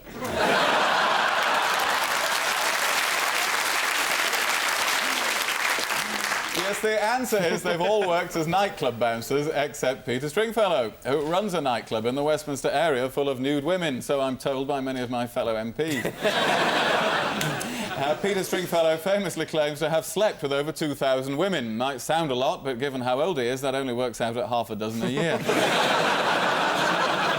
Abu Hamza first came to the UK, he used to hang around nightclubs, especially if he caught his hand on the canopy. According to the Sunday Times, the FBI alleged that Abu Hamza... We'll start that one again. According to the Sunday Times, the FBI alleged that Abu Hamza helped Richard Reed, the shoe bomber. I don't know in what capacity, but I can guess it wasn't tying his laces. Paul and Jeremy, your 4 are T.S. Eliot, Jacques Chirac, Rebecca Wade and Pol Pot. T.S. Eliot, what do we know about him? Obviously a poet. His most famous poem was The Wasteland. It's a very small cup of tea Chirac's got. Unless he's a very big man. We just can't tell. Which he is. Yeah. I have a theory. Go on, then. Has it got anything to do with this question? Pol Pot was in Paris. Yep. Rebecca Wade studied in Paris. Yep. T.S. Eliot was in Paris. I don't know whether he studied. And Jacques Chirac was in Paris. And he studied in Baghdad. No, he didn't. He went to their equivalent of the LSE. Well, maybe that Chirac makes him the odd one out, then, because obviously you would expect him to study in Paris because he's French. But he did study in Paris. Oh, he did, so he's not the odd one out. Maybe then. he can't speak French. Yeah. He just makes noises. All the others are fluent. I think they all studied in Paris except, except Chirac. Well, very close. I think we'll give you the point. The answer is that Jacques Chirac is the only one not to have studied at the Sorbonne in Paris. Oh. So, very good effort there.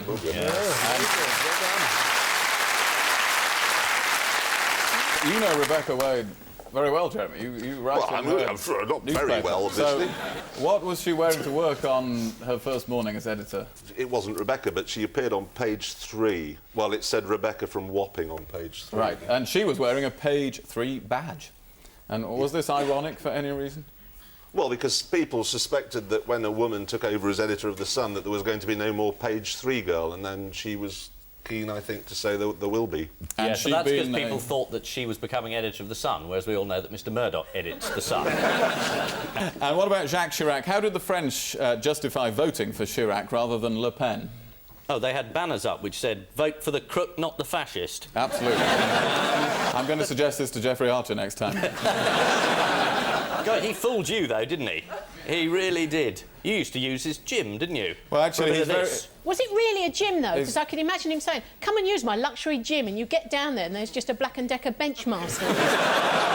Was it Michael Crick? Was he the biographer? Yes. Didn't he write a letter to you saying, outlining 6 or 7 different points about Jeffrey Archer, why you shouldn't endorse him as candidate for mayor of No, London? he didn't, actually.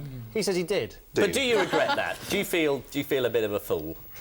In retrospect. I think it was my biggest mistake. Right. Really? Right. Well, that's honest. Talking of which, an honest politician. You don't meet many of these. No. How did this? Talking of which, what were your other mistakes? How did this? What were your other mistakes? What's the second biggest? I just concentrate on the bigger. That's a big enough one, actually. How did the Sun describe Jacques Chirac during the Iraq War? They called him Le Worm, right? Yeah. Le Worm. And the Sunday Telegraph didn't have much time for him either. They said Chirac has done so many turns he has to screw his socks on. Since Chirac's anti-war stance, Americans have taken to calling the French cheese-eating surrender monkeys, something I totally disagree with. They left out wine guzzling. After the war, Chirac said it's more important for politicians to be right than popular. Unless, of course, they want to stay in their job. Hey-ho, never mind. French President Jacques Chirac worked on board a ship before entering politics, like John Prescott. He was a left-wing firebrand who turned right-wing as he got older, like John Prescott. And he speaks fluent English. Let's have a look at the score.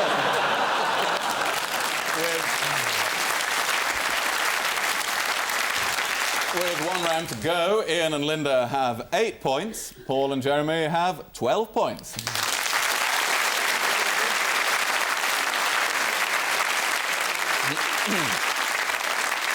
And so to the missing words round, featuring this week's guest publication, a particular favourite of mine, Black Belt magazine.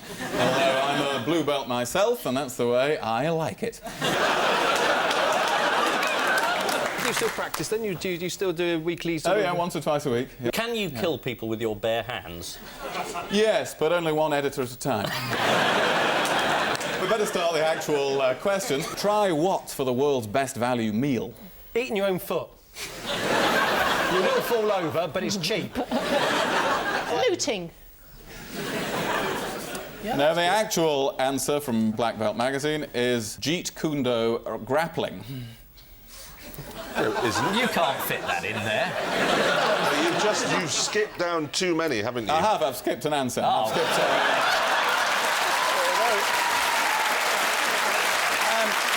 Right. Fingers on the buzzer. The answer is Ludlow. The Merchant House, a restaurant in the Shropshire town of Ludlow, has 7 tables clustered around a log fire, which is what passes for entertainment in Ludlow. So let's have the next question, which has now got very easy. When to try what and when to not even think about it. We don't know if that's a blank or is that a black belt that's actually physically been stuck in the paper. What he said before? You get it. That's with a Yorkshire accent. The answer, as I previously gave away, is Jeet Kune Do grappling. Next, fat motorists are more prone to do what? Drive while being obese.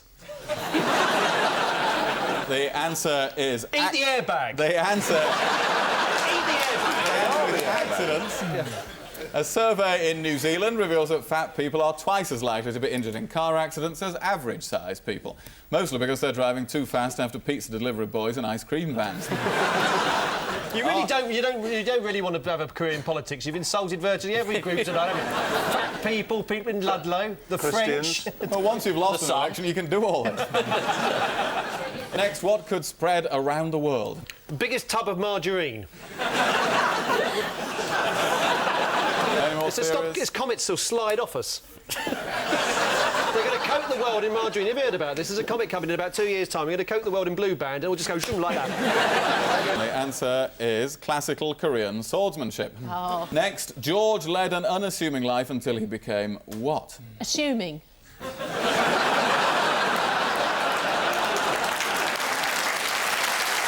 No, it's actually Andrea, the militant stripper.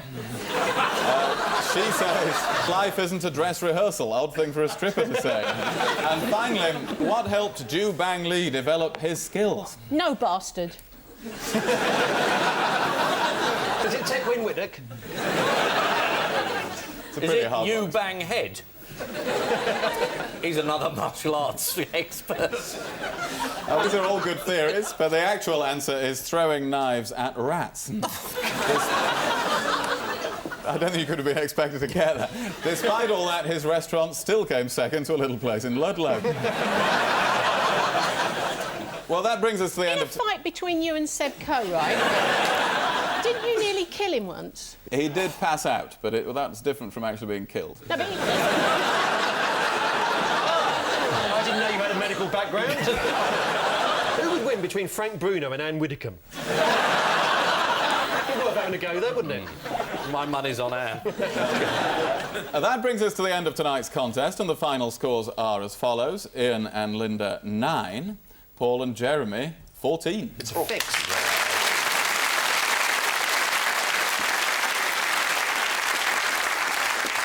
Before we go, there's just time for a quick caption competition.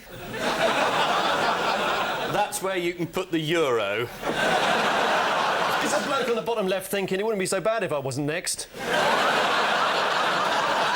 Next. Baghdad Zoo. Even the animals go looting.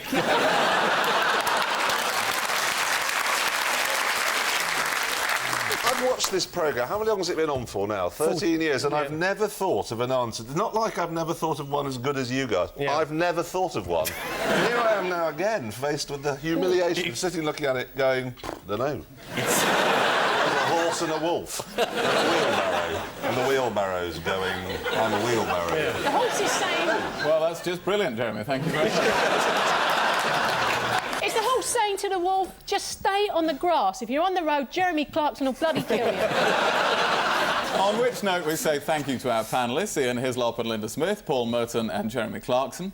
And I leave you with news that in Washington, George Bush's image advisors deny they're now doctoring photos to make the president look good.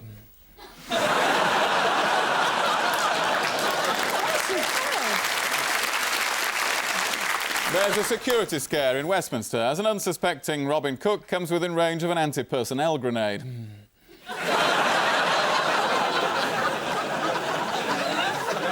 And at the Science Museum, one visitor is enthralled by the new virtual reality exhibition, World of Pies.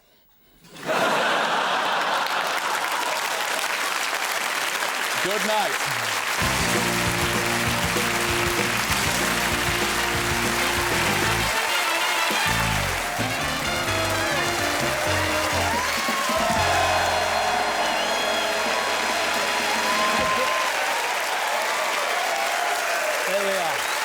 Thank you.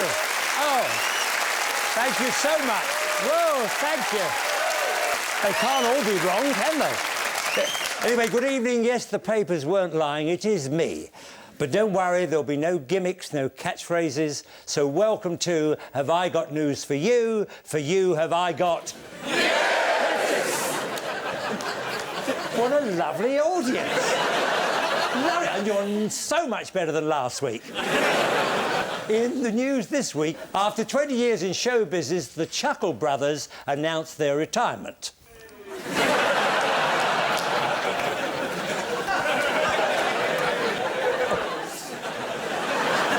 In Inverness, after a blind man goes missing on a fishing trip, his loyal companion leads the search party.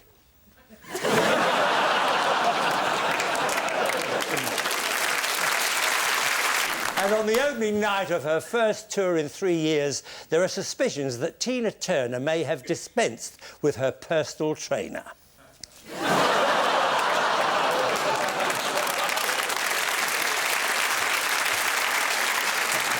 And the first couple on the show tonight... please, don't spoil it. Paul and...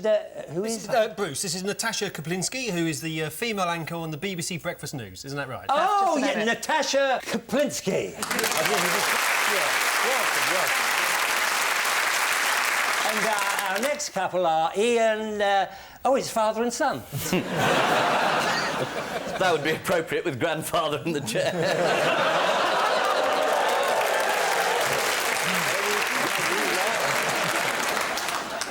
I've brought with me, Bruce, Marcus Brigstock, who's a delightful young man who is a comedian, stand-up and star of stage and screen. Marcus Brigstock, ladies and gentlemen. Welcome, Marcus. So we start with round one. Ian and Marcus, what's this all about? There's the Prime Minister. Yes. And that's his sidekick. They're very happy. The euro. Some money. Which we're not going to have there. Tourist there. No, it's me. Oh, is it?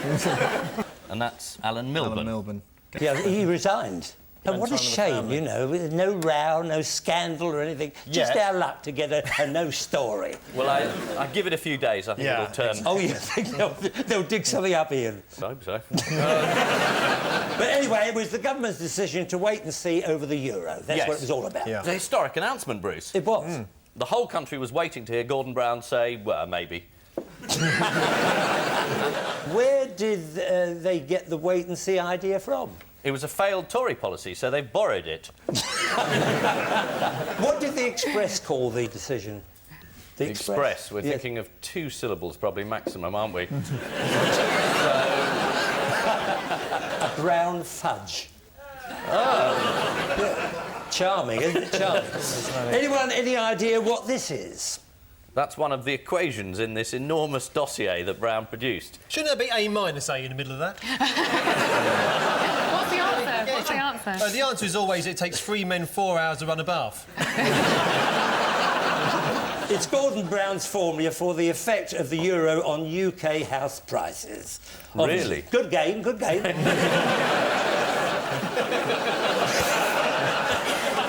They've got nothing better to do. Now, what else? Anyone remember any of Gordon's catchphrases? It's nothing to do with me. Yeah.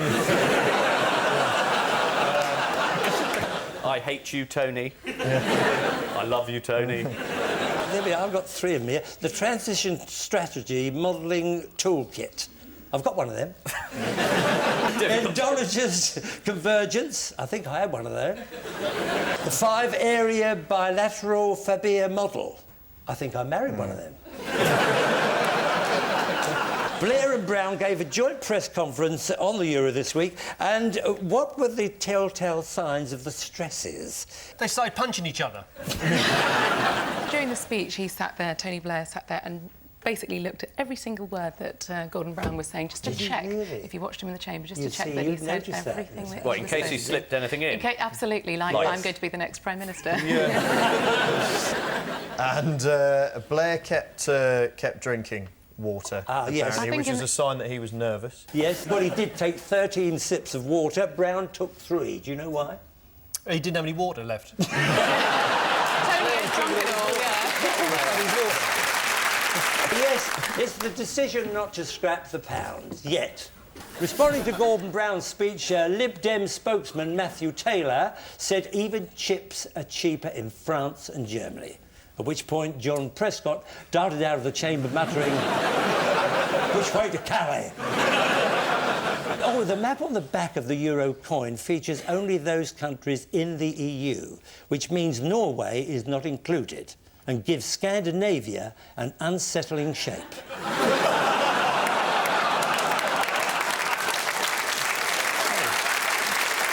Paul and Natasha, look at this. Oh, this was basically Royal Wish You Were Here, don't you think? Royal Wish You Were Here. Oh, this is the Queen visits Legoland. This is all an attempt to boost British tourism, to say what a fabulous country we all live in. She's absolutely fascinated by what she's seeing. Charles was wearing a kilt, wasn't he? And a little dog sniffed up and saw only what Camilla should see. Natasha! Not the crown, surely.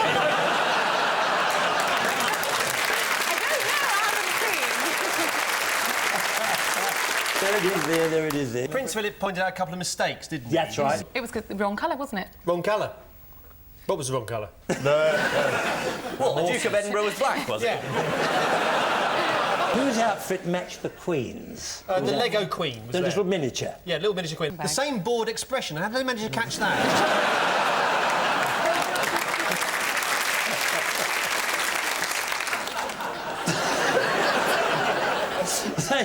They also saw their own busts in Lego. Don't give us a clue. Which one's that meant to be? It actually looks like Shrek, doesn't it? You must have been in Madame Tussauds. Have you been done waxworked? Yes, I think they melted me down about 10 years ago. But I was there. Do they say you're going to be melted down? Do you get an official notice? No.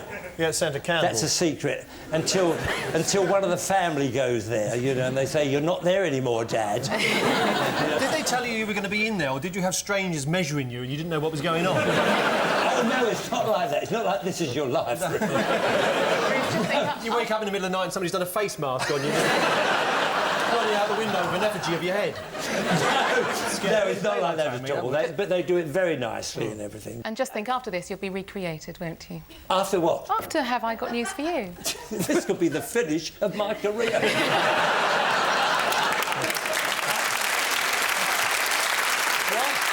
have you introduced an element of doubt? Because I know already. No, this is fun. I'm enjoying it very much. If I knew what I was doing, I'd even enjoy it even more. You said where they sent Prince Edward. Prince Edward, he went to a caravan park in Wales. That's right. And we can see him here talking to Richard and Elsa Taylor. But he didn't go with Sophie because she, you know, she's pregnant, so she needed a bit of a rest. She went somewhere else. That's right. Yeah. She doesn't like camping as much as he does, either.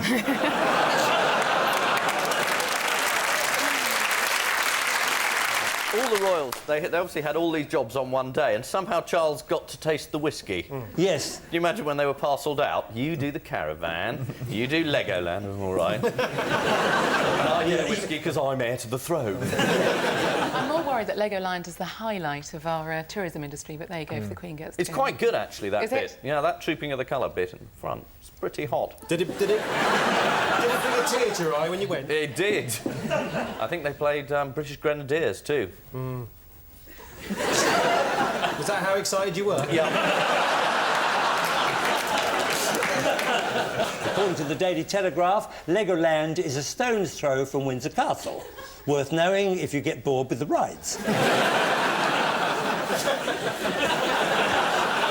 When staff at Legoland heard that Prince Philip was coming to inspect their work, they started shifting bricks. At least I think that's what they said. Time now for the tabloid headline round. Ian and Marcus, Sturm Doctor. Yes, that's a clever pun on Spin Doctor, isn't it? No, it isn't. Clever. It's Alistair Campbell refusing to say anything at all. He was asked to appear before a committee to explain why this dossier contained an old PhD thesis he'd downloaded from the internet, with a few words changed. And he's decided not to explain himself, which is reasonable, because he might have to tell the truth. And everyone's saying this is pretty disgraceful. He said Saddam could deploy weapons of mass destruction within 45 minutes. Assuming that America, Britain or France could send the chemicals there within about, what, 20 minutes. Good point, good point. Will we Now, that is a catchphrase. Good point, good point. Good point, good point. I can see Paxman doing that one. Will we ever find evidence relating to the weapons of mass? Did you think? Yes, Do you we think will. Yeah, because the Americans have sent in their own inspection team. So, yes, definitely, at some stage, we will. Yes. Well, we have found some evidence. We've been sent this leaflet on handling hazardous chemicals. And who's inspecting them? He's got the job as a weapons inspector. And while we're on the subject of Iraq, it's definitely time for...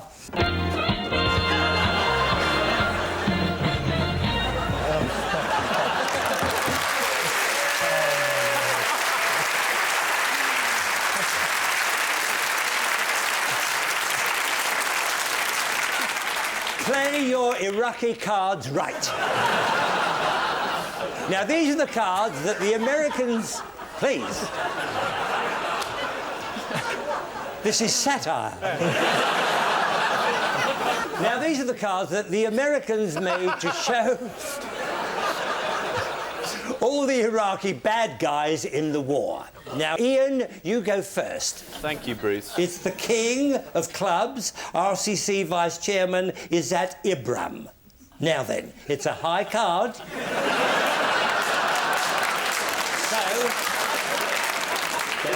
think about this. The audience will help you. Do you think it's higher or lower?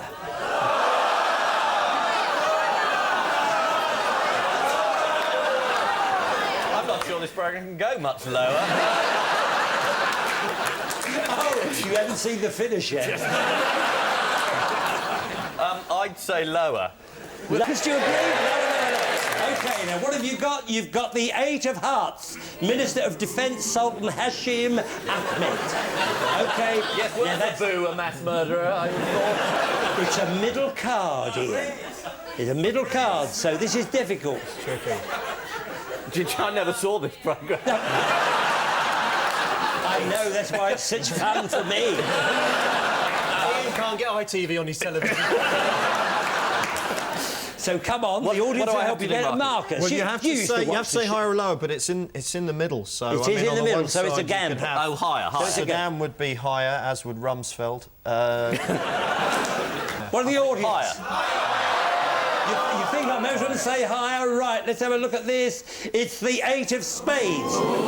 Deputy Prime Minister Tariq Aziz. And you have a pair. You don't get anything for a pair. Not in this.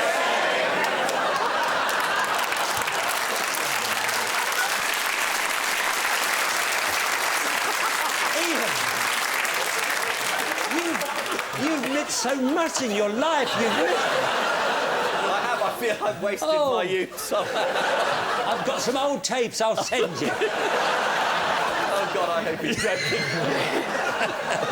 So it goes over to Paul and Natasha. You've got control of the board. OK. You have, very important, OK, you've got an Eight of Spades here. Do you think it's higher or lower? I think it's lower. I think it must be lower. Yeah, it must be lower. Five of Hearts, yes. Chief Scientist Hudo Sally. Oh, yeah, Chemical Sally. That was her, wasn't it? No. OK, so it's marvellous. Now, the last one, it's a fairly low card, isn't it? Should you go higher, do you think? OK, on the basis of that, I'll go lower. Lower. You want to go lower? Yeah. What happens if we get that right? Then what? I've forgotten. Well, the end you've of the won. game. We go to Barbados. What, both of you? Either that or a toaster. We say lower. OK, after a five, do you think they're right? Oh, you're wrong! It's the star card, Saddam Hussein. So you've won. So well you go on holiday. You see?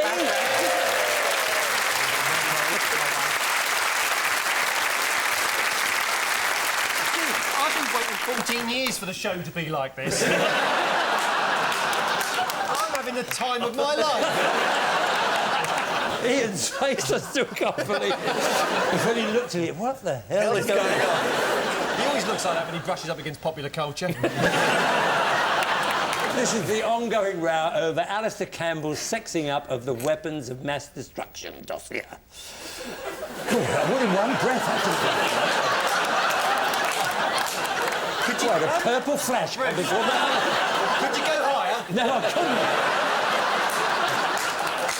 Do that again. Do that one again. No, I'm not. You're not going to do it again? No, do you want me to do it again? Do it again, then. Do you want me to do it again? Please. Yes, this is the ongoing row over Alistair Campbell's sexing up of the weapons of mass destruction dossier.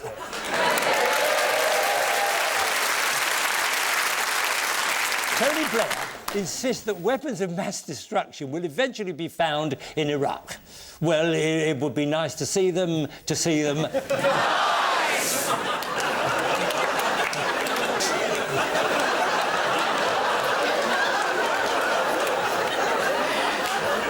could be a dream. This could be a dream. It could be in Ian's dream or it could be in mine. I don't know which one it is. It could be in yours. For you and it me, might be in yours. But actually, I'm just thinking of the way that you read that autocue, I think you should really be a newsreader in your next life. You do it very smoothly. Are you being sarcastic? No. Paul and Natasha, your spinning headline. Botox bonus. This is a story about 3 celebrities, they are nameless, apparently, who've managed to persuade the taxman that they can net off their Botox injections against tax. On what grounds? That they're a professional expense? Indeed so. Yeah, because if you're an actor and you have to use, you know, your face and body to express things, it's very important to have parts of that paralysed using crotches. Would you consider Botox, Bruce? Well, not on my face, anyway. No. Who started this? It must be in America, presumably, was it? Well, I don't know, because it doesn't give me the facts. No. How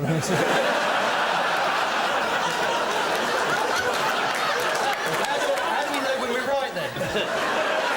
I don't, that's the fun of it. It was an accountant. Oh, is it? Yeah, it says here. Now, what won't this perk stretch to? Colonic irrigation. Not now, thanks. Just a cup of tea would be all right for me. Another unnamed star tried to claim regular colonic irrigation against tax and was refused. Bad luck, Dale. Has it got to be put back now, then?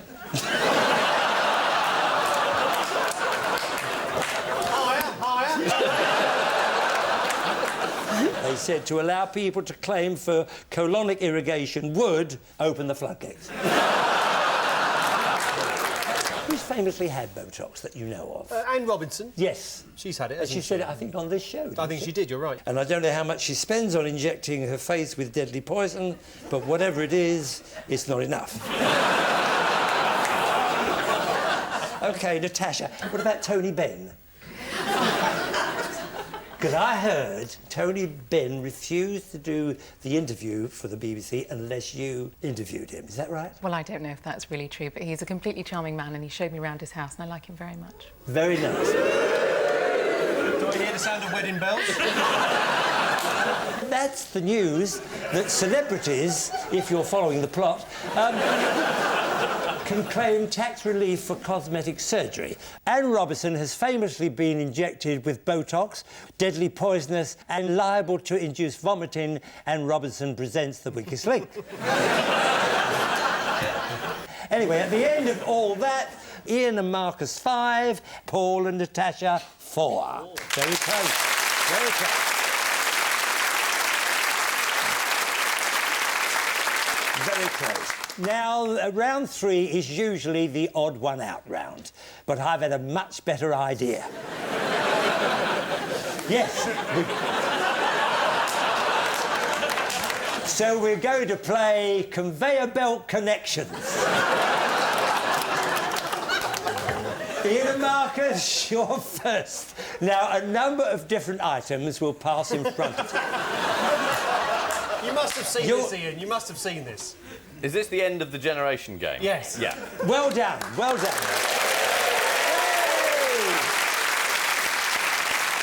You'll have 30 seconds to remember as many of the items as you can and then tell me the connection between them, all right? I hope you're playing this at home. Right, let's see what's on the conveyor belt tonight. Well, Bruce, on the conveyor belt tonight are a trinket box, a fan letter, highlighter pens, an electric toothbrush, a battery-operated stapler, a light bulb, a bottle of mineral water, the English flag, some Lynx deodorant, a mug, an Anglepoise lamp, a stereo system, a book, Halle Berry, of pink knickers. Right, now you've got 30 seconds to remember as many of those items as possible. 30 seconds starting from now. Halle Berry. Yes, good. Halle Berry. Yeah. Oh, and the knickers. And the knickers. Yes, we're seeing... Halle Berry and... What about Halle Berry and no knickers? Oh. Just a thought. Toothbrush. Cuddly toys a fair bet. Come on, Ian, join in. Fan letter. That's it, good. Angle poise, lamp, electric light bulb, trinket box. Yeah. Tease mate. Very good. Sorry, I've got to do it. Didn't you do well? You've got 8 points. And what's the connection? This is the important thing. What is the connection with all those items? They are all to be found, or were to be found, in Prince Harry's study at Eton. Yes, the connection is, as revealed in the weekend papers, they're all items found in Prince Harry's study. In the week that he leaves Eton, every paper in the land is united in its praise of Harry's ability as an all-round sportsman and artist. I'll make a note of that. Bit thick.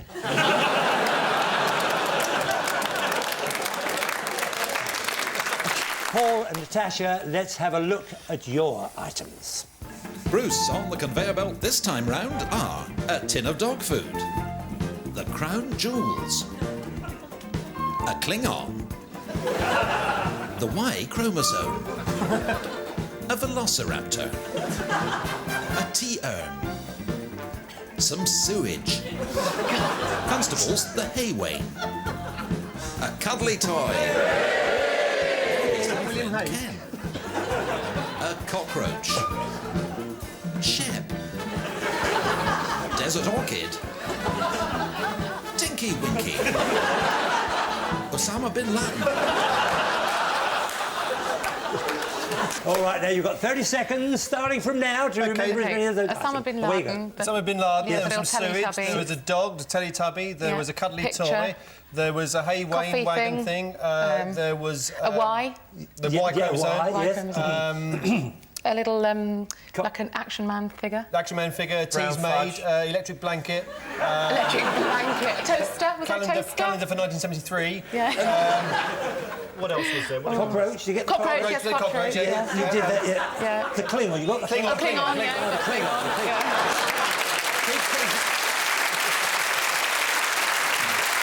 Oh, and how many points did they get? 13. Oh. 13. But it's not over. What is the connection? What is the... That's the important thing. I've got to give you a bit of a clue. Yeah, give us the clue. It's very difficult. What, having given them all the items on the belt? He cares. Oh, he cares. Ian's getting competitive. What are you normally doing at this point in the show? Usually picking out the odd one out. So Yes, if we, well... is it... they've all appeared in the odd one out competition, apart from Action Man. Well, yes, the connection is, you're absolutely right. They are all objects that have been the odd one out over the years that you've done this show. Oh, there we are. Yeah, but it did fool you for a moment, Yeah, didn't absolutely, it? yeah. That's wonderful. Yeah, I think so. What was the cockroach, then? What was the cockroach? A cockroach was on the list of items, according to the New Jersey website called Roach Facts. Cockroaches have been used in cookery, including sauces and appetisers. Yes, well, they certainly have in my local Chinese takeaway. Only joking, Mr. Wu.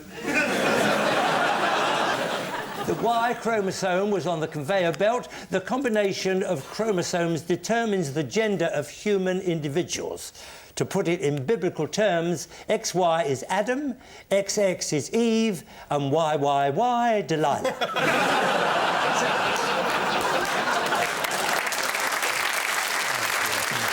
The best show we've ever done.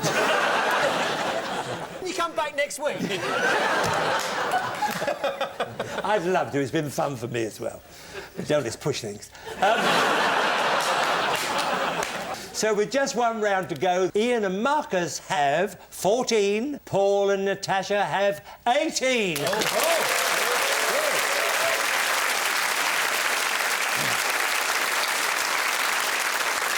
Missing Words is the final round, featuring this week's guest publication, Dancing Times. I was a bit younger when that was taken. OK, Bush lets what do the talking? Grown-ups. Arse. Rumsfeld. No. Chirac. No. Keith Chegwin. Schroeder.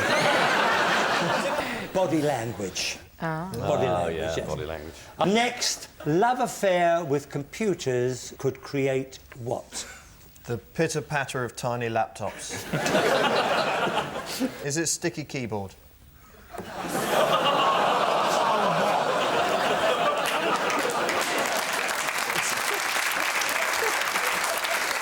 I'm not going there. They all go, whoa, The answer is world without romance. Next, tap dance on the what in Switzerland? Is it cheap? Tap dance on the cheap? No, not Is cheap. it piss? What? Tap dance on the piss in Switzerland. Get drunk and tap dance in Switzerland. It's a holiday. No. On the increase. On the well done. Well done, well done. Natasha. Yes, tap dance on the increase in Switzerland. Yes. It is on the increase. Well, it must be temptation when the hills are alive with the sound of music. Right. That was Austria. You know your musicals, don't you? At public school, Ian appeared in an amateur version of The Sound of Music. That's right, isn't it? I was Hitler. It's a walk-on part, but a necessary role. And finally, the riffle is basically a what with a what. It's a trifle with a T missing. Answer is shuffle with a scuff between the brush and the pull. Oh, yeah. See, in tap dance, you have a lot of things like ball changes, flat ball change, flat ball change. They're all terms, for it. OK, which I'm sure they couldn't care less about. Especially when you demonstrate it under the desk. We can testify that your shuffle ball change was very good. Yeah.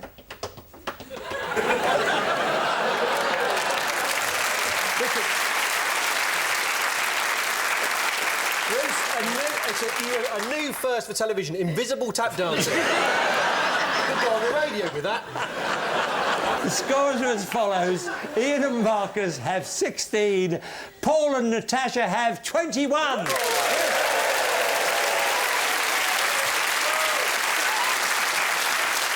Congratulations to Paul and congratulations to Ian, who has won the series. And as our series winner, Ian, we're going to offer you the chance to gamble.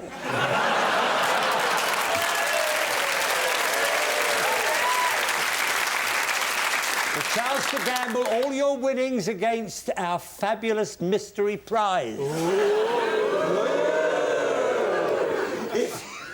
I can't believe I'm doing this. You're not the only one. Yeah, neither can I.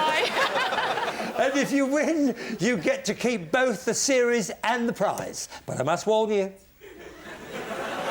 if you lose the prize and Paul takes the series. OK? You just have to answer one simple question. Audience, what do you think you should do? Go for it. I think you should go for it. Gonna go for it, Ian. What do you reckon, Marcus? Yes, Ian. Gamble. All right. Well done, Ian.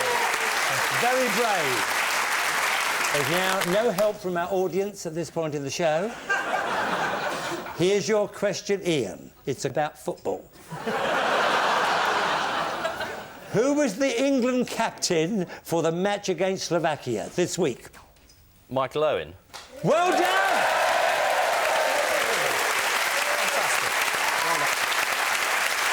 Well done indeed. Let's see what you've won.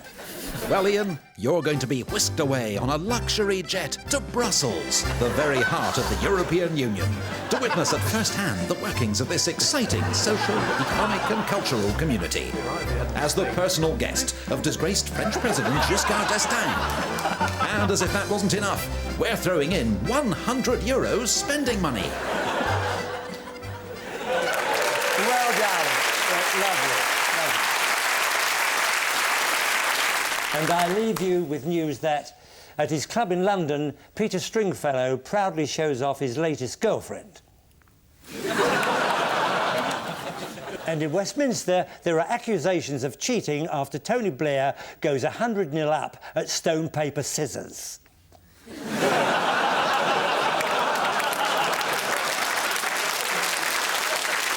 Good night.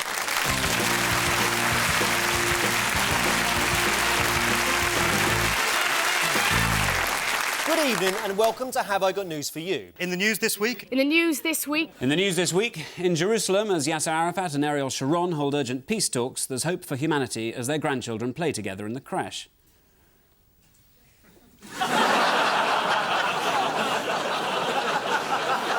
CIA sources reveal that the latest plan to assassinate Saddam Hussein was devised by President Bush himself.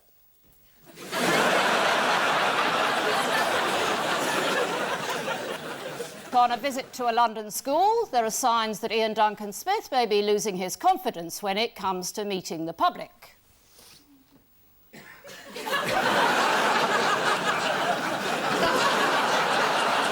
And the age-old theory that pets often behave like their owners is confirmed by footage of Anne Robinson's dog. Round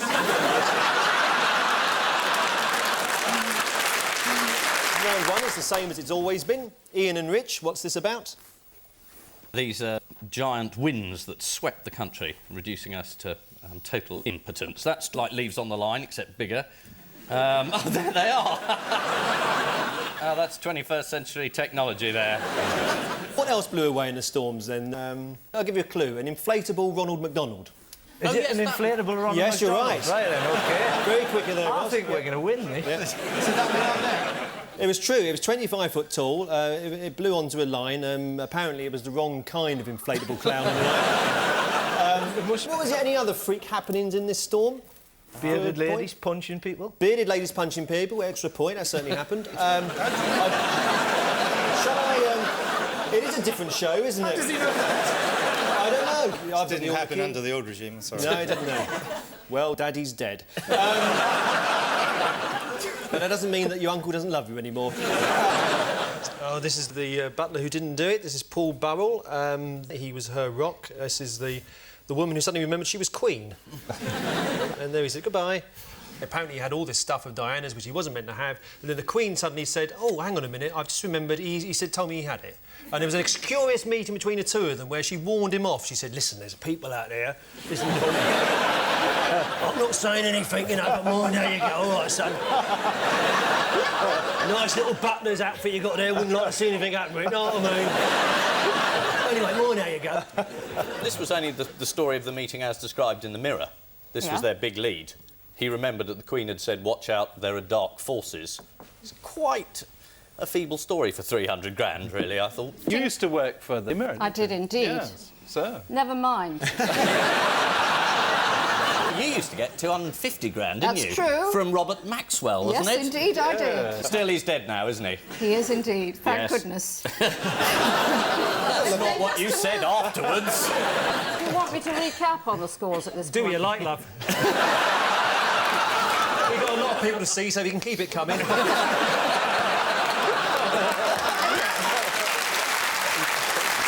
This is the story about Michael Heseltine challenging for the leadership of the Labour Party.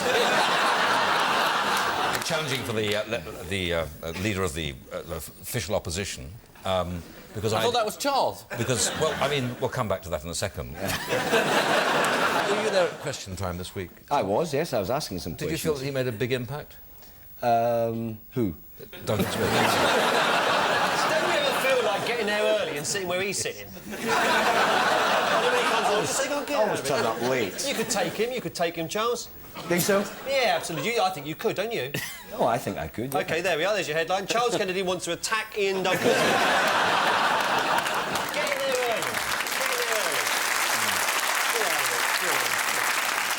early. There's a great description of Michael Heseltine as a serial killer. He just can't see someone's back without getting a knife and shooting straight in it. Yes, Michael Heseltine's very helpful call for the Tories to drop Ian Duncan Smith and replace him with Ken Clarke. According to one Ken Clarke supporter, unless drastic action is taken, the Tory party faces slipping down to number 3 behind the Liberal Democrats. Of course, that assumes the Liberal Democrat leader doesn't go and do anything stupid.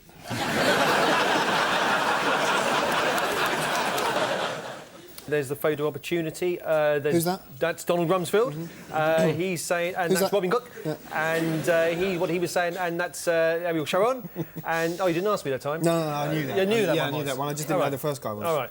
And road map equals road track, but this is the Middle East, isn't it? Really? Yeah. He's off to the Middle East. Tony Blair, obviously. And why is he off there? Well, he's to say well done. Well done to the soldiers, done a brilliant job. You were sent here for no good reason at all, and you've lost lives, and well done. There was no weapons of mass destruction. They haven't been found. They were never here. They've gone. They've disappeared. They've gone. Do you think that Donald Rumsfeld looks like the villain in Scooby-Doo? The one who pulls off the mask? Well, the one who's running the old fairground. Yeah.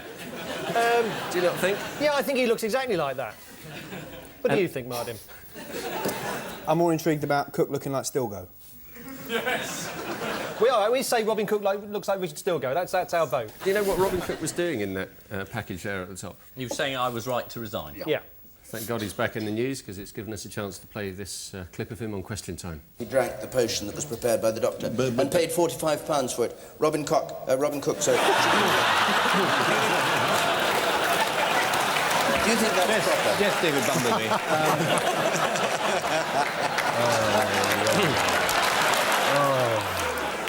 You can't get much more satirical than that, ladies and gentlemen. There it is, one of the weapons of mass destruction. Yes, we're launching a little probe to Mars, which is very exciting. The Brits have done it. There we are. They're jumping up and down because it's gone up the right way. I presume he's head boffin who sent it there, and there it is, the bouncing rock that we've sent up there. When does it get to Mars? It gets to Mars on Christmas Day, and then they discover if there's life on Mars, yeah. And then on Boxing Day, the Americans go in and execute a regime change.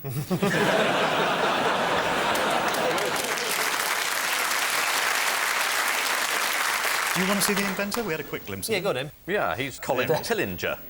Is that how they launch it? He runs really quickly up the top of a hill and just goes, whoosh! How will we know when it's got to Mars? They'll lose all communication with it. There's a call sign by Blur. I think we've got it, actually.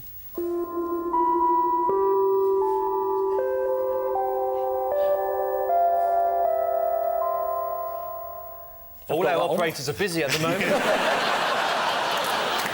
This is the launch of Beagle 2, the British probe heading for Mars. Professor Pillinger is particularly proud that his compact invention is small enough to be transported on a shopping trolley. Beagle 2 cost £35 million to build, but on the plus side, he will get £1 back for the trolley. This is the Queen meeting. This has gone to James Bond films. You meet Pierce Brosnan. Madonna saying to her, "And what do you do?" This is the England coach being taken in to meet the Queen as well. There's Sven meeting the Queen. She's got no idea who she's meeting. Doesn't know. Which part did you play? She says David Beckham. She still thinks she's seeing the film. And there's a toy boy for the night. It's the Queen. The Queen's gone mad.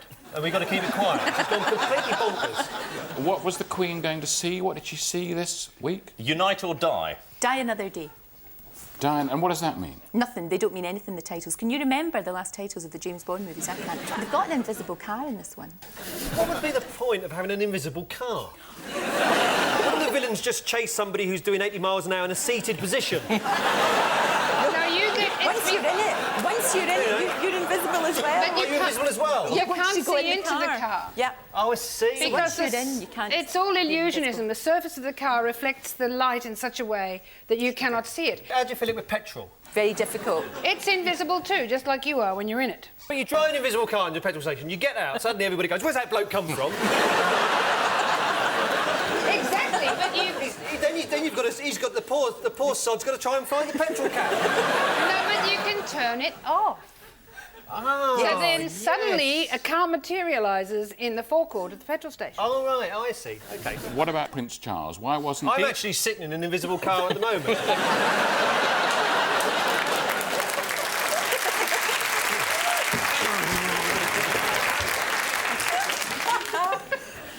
Prince Yes, Charles? Wasn't at the premiere, was he? What was he doing? Having sex with a goat. State secret, sorry, we're not meant to tell you that. He was, though, wasn't he? You know Sex that. with a goat, that's one suggestion. Ian, from your team, what's It was an invisible goat, apparently.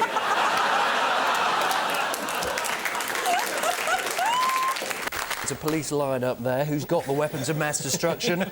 I can't understand a word he's saying, for God's sake. That's a cheese-eating surrender monkey. Yeah. Trust me, Tony, I am telling the truth. Oh, there's one. That's the countdown till the government decides to tell us the truth about why they went to war in Iraq. You've hung around with Tony Blair a bit, haven't you? I did. He was kind to me this week. We went on this trip to Iraq with him. Did he sex you up, Nick? Well, if he did, I didn't notice, actually. Do you think maybe that's the problem with Cherie, actually? He noticed. He noticed. He said the way he was sweating. He announced that inquiry today, didn't he? He says he's going to answer questions from the Security Intelligence Committee, and they're very keen to do the inquiry. We don't need a public inquiry. I don't know why they think he'll answer their questions, because he never answers any of ours. He came up with the most wonderful phrase on that, because Claire Short had said he was lying, and he said, well, look, you know, if people are going to make these sort of claims, they should have evidence. Which coming from him... How did Prescott wade into all of this? He's had an interesting week, John Prescott, having declared that the Prime Minister was not a liar. He then arrived for the Cabinet. We were all waiting on the street, of course, for him to arrive, that big Cabinet on the Euro decision. And I think he made his attitude pretty clear to us. We can see it here. Was that the two financial tests that he'd understood? But you've interviewed him in the past, haven't you? I have interviewed him. I mean, sometimes it's difficult because we haven't always got subtitles available instantly on live broadcasting. We do have a good example of an interview that you had with him. Let's have a look. Yes, I'm here at the DETR, where the Deputy Prime Minister's just been making his announcements. Bear in mind that something like 70 to 80% of the actual demand are single-parent households or single youngsters or people who are living in a single house. Can you do that again? I made that crap. Well, sorry, we're live at the moment, Mr Prescott. Will you agree to do that? Will you agree to enforce councils to ensure that they will actually do that? We then had to continue a conversation about housing with both of us screwing our toes into our shoes. And where did Bush move on to after the G8 summit? To the Middle East to solve the next crisis. There was a certain etiquette of handshakes that became interesting. Now,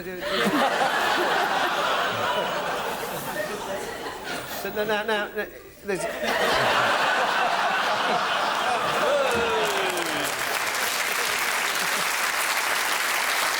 Pussy galore. Oh, yes, this is the story of the cat. Its owner died and left this cat £450,000. That is right. What was the cat's name? Lucky. No. Tinker. Yes, Tinker. Didn't they get a house as well? Yes, I think he did get a house. So why is it ironic that he inherited a house? Because he hasn't got a key. There's no cat flap. It's actually, according to the neighbour who looks after him, he doesn't like coming home much. It's a shocking indictment on the state of our con men in this country, isn't it? It is. An old woman sort of left that money. She should have given that away years ago. Some unscrupulous double glazing salesman should have had that. But the neighbours, they've got to look after the cat for its natural life, and then they inherit the money. Yeah, I give that cat about a week. Yeah. Do you think there's going to be a reversing in the drive accident? What's he going to do next, according to The Guardian? Invest it in Huntingdon Life Sciences.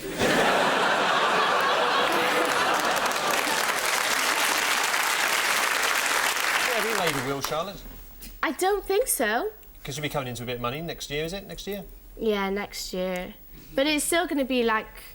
it's not going to be in a trust fund, but it's still going to be looked after by the same people, so I still won't really be able to get my hands on it. And where do these people who look after your money live? In London. Oh, it's not Rio de Janeiro, then? Or... No. Because 450 is chick feed, really, isn't it? We're talking 16 million, aren't we? No. No? Too little? You read too many papers. I do. No, it's nowhere near as much as that. I have to pay 40% tax, everything. Oh, you're kidding? Yes.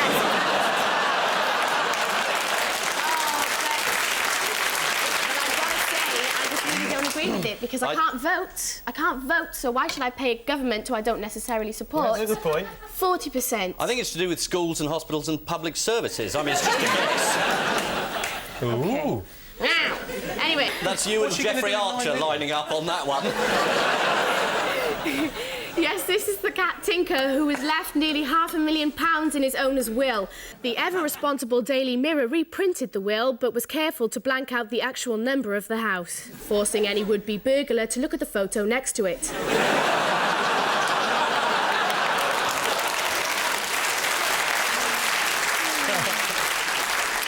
The biggest betrayal in our history. This is Europe. It is Europe. This is the fact that we're going to become the United States of Europe. And I don't know which paper this is, but a number of papers have got incredibly excited because it's an idea put forward by the French about how they should run Europe. And it's put forward by Giscard d'Estaing, who in this country would be in jail.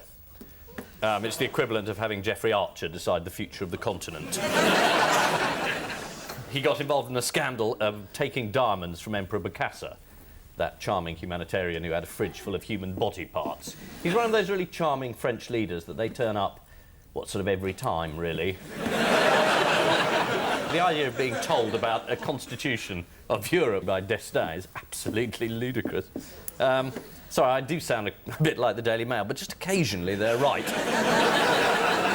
We're meant to have a referendum on this, but Blair doesn't want a referendum. For perfectly good reason, he'd lose. So we're not having a referendum. We have a referendum on whether they're local council elections, whether you want a monkey in Hartlepool, really important issues. But on the fact, do you want to be ruled by a group of people in Brussels, it's not important. You were going off on one there, weren't you? Yeah. Sorry about that, but it's sort of irritating, Give really. it another 3 minutes and it'll be f***ing Italians. You know, who won the f***ing war? Well, I mean, that is a reasonable point, actually.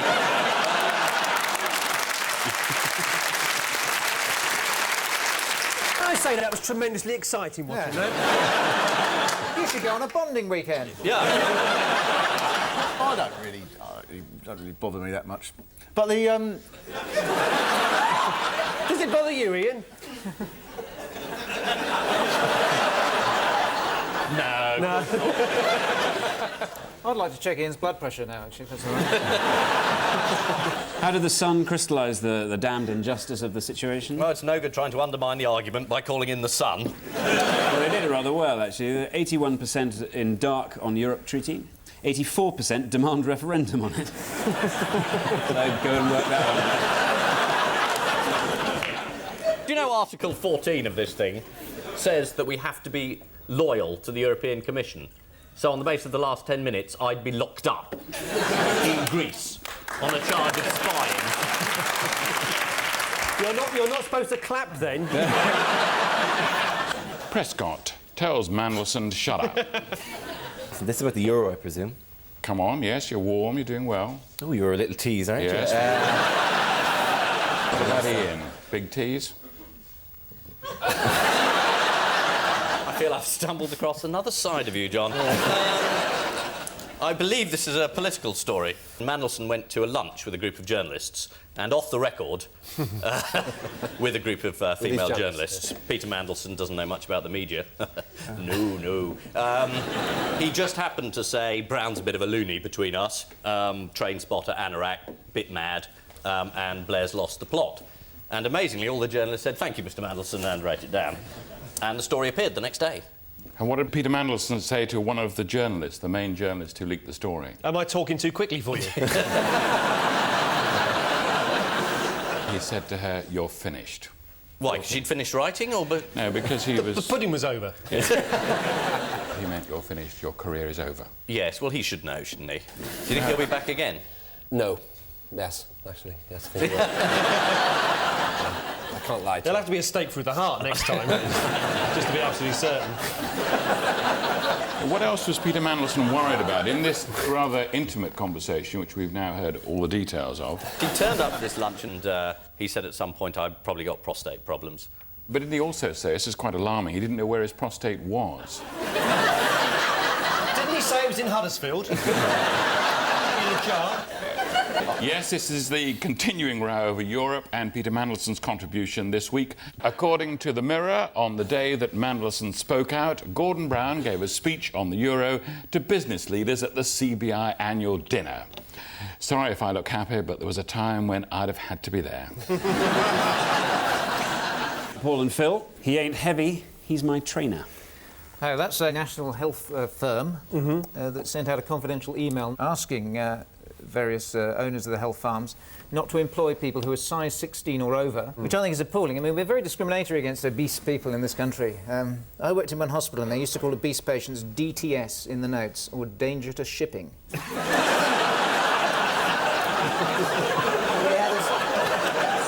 Extraordinarily large woman came in for a D&C for a womb scrape, and I had a gynaecologist, and he wasn't able to perform this, and he wrote back to the GP. He said, "I'm unable to perform this procedure without the aid of a miner's lamp and a canary."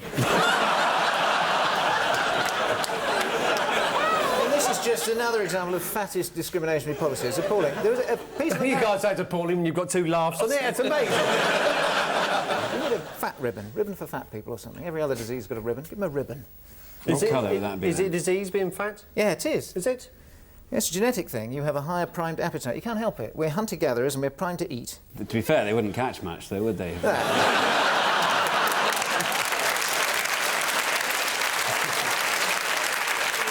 Because they could sit suddenly on nocturnal animals. What's the end of this story? Are they allowed to No, they're not allowed to, people? and they've suddenly retracted. But the trouble is that most people in this country are size 16 or over. We are a nation of alcoholic, risk-taking, smoking lard buckets. That's what the British... That's why I'm proud of it. Stuff. And we refuse to be ruled by Europe. With their salads. And their Mediterranean diets. Yes, this is the leaked email from Fitness First head office to gym managers, urging them to consider the impact of having larger employees. The email caused shockwaves through the firm. Nobody can believe it, said a senior employee choking on his donut. Pointless rubbish. It's to do with the Eurovision Song Contest, isn't it? Nul point. And the song by Gemini was considered to be rubbish. Anyway, it certainly came bottom of the poll. Yes, no points at all for the first time ever. I thought that Turkey would do quite well because of the belly dancing, but of course I was really backing Tattoo. Were you really? Why? They were useless. Tattoo were not useless. They were rubbish. Tattoo are personal friends of mine. Sorry. John Major's a personal friend of yours. John Major is a very good man. He would actually quite like to do this, and he would come wearing a tie. Well, no. So we've read. Can I say, John Major, he dresses so well and so quickly. Can I just pick you up on the... You know, he was a perfect gentleman. Edwina told me that when they were sharing a bath, John Major always sat with his back to the taps. If it had been me, I'd have sat with me back to her.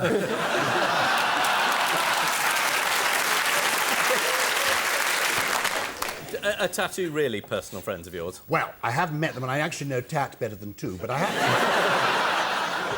That's certainly true. Who would like to see the Eurovision entry again? Well, I didn't see it at all, so... Well, shall we see it? So I don't know if it's as bad as people say. Well, watch this. OK.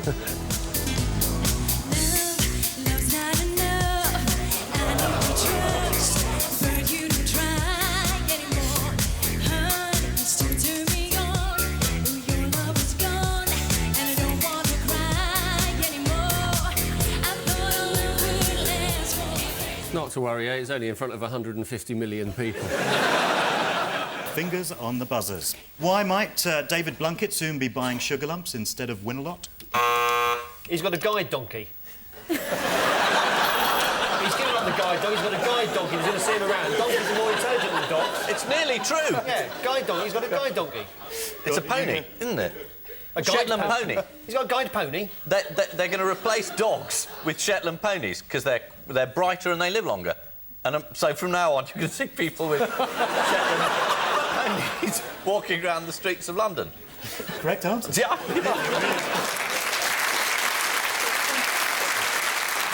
So will blind people be able to ride these ponies? Well, they're easier to ride than Labradors, aren't they? Absolutely. For an extra point, what did Cuddles, who's the first guide pony in the US, do recently? It went on Oprah. The pony? Yeah, the pony went on Oprah. Went obviously. on Oprah? Yeah. It's very difficult to get guests in the summer. Did the man who owned the guide pony know he was going to the Oprah show? Did he think he was going down the shops? Where am I now? What's all that crap? What do you mean I've overslept with my sister? What am I doing here? They've also been tried out on aeroplanes. Is it like a homing pony? What? It's kind of like a homing pony. There you go. Oh, sweet. Would they have to take their shoes off to be examined for security reasons? Is the bloke saying to the pony, what the hell have you taken me on this for? I said I wanted a pint of milk. The plan is good news for Labradors. If the ponies are up to the job, the dogs get early retirement. If the ponies aren't, the dogs get lunch. What's happened to the waxwork of Ian Duncan Smith at Madame Tussauds? Well, it's become leader of the Conservative Party. Been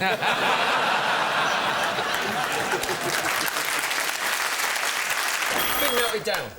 No. Not already. Been removed? No. Defaced? No. It's grown hair? No. It started weeping? No. They put a string in his back, you pull it and he goes...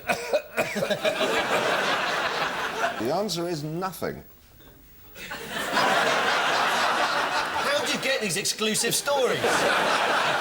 Do you want to know why nothing has happened to it? Because he's not in there. There isn't one. There isn't one. Well, There is he's the first leader of the opposition ever not to have a waxwork in Madame Tussauds. Are you in there, Mo? I don't think so, no. Are you, Jeremy? No, there isn't enough wax. Who got this message loud and clear this week? People who worked for the accident group, who were fired by text message. They were the ultimate ambulance chase. I've forgotten what the motto was. Was it not? If there's blame, there's a claim. If there's a blame, there's a claim, yeah. They were literally running after people, the salesmen, on the street. If you had a cast, or you had a bandage, or you look as though you'd sprained your wrist, someone would say, do you want to sue someone? Those adverts for insurance and glorified loan sharks are the only things that are on daytime telly when children's programmes are on. Because I've got children. The other night, this is absolutely true, I was putting my 4-year-old to bed and he was all kind of sleepy and he said, Mummy? And I said, yeah. And he said, are you a homeowner?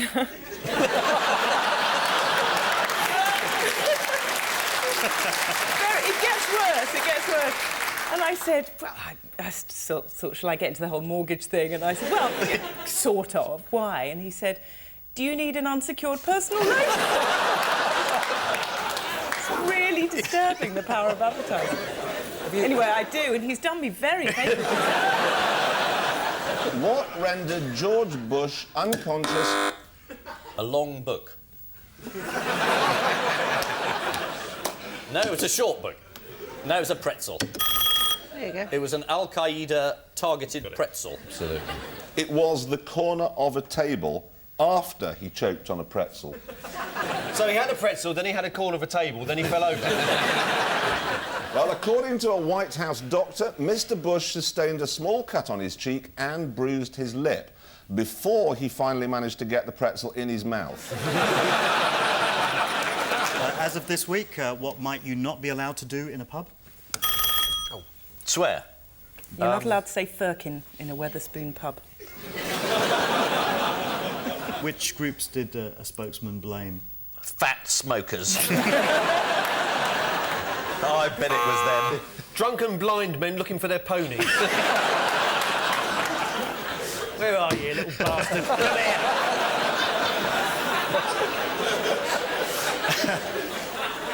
Or shift workers, builders and students, which covers the same kind of territory, doesn't it? As well as a ban on the F word, drinkers in Wetherspoon Whose pubs. bleeding nosebag is this on the floor?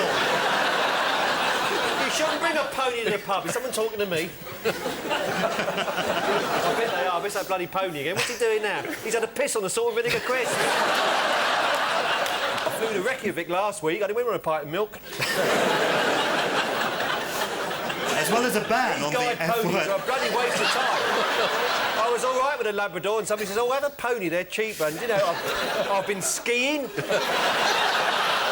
I've been down a mine in Abergavenny. Something about it's in his genes. As well as a ban on the F word, drinkers in Wetherspoon pubs will not be allowed to say piss and bollocks, meaning they can no longer order a pint of lager and a meat pie. That's a shame.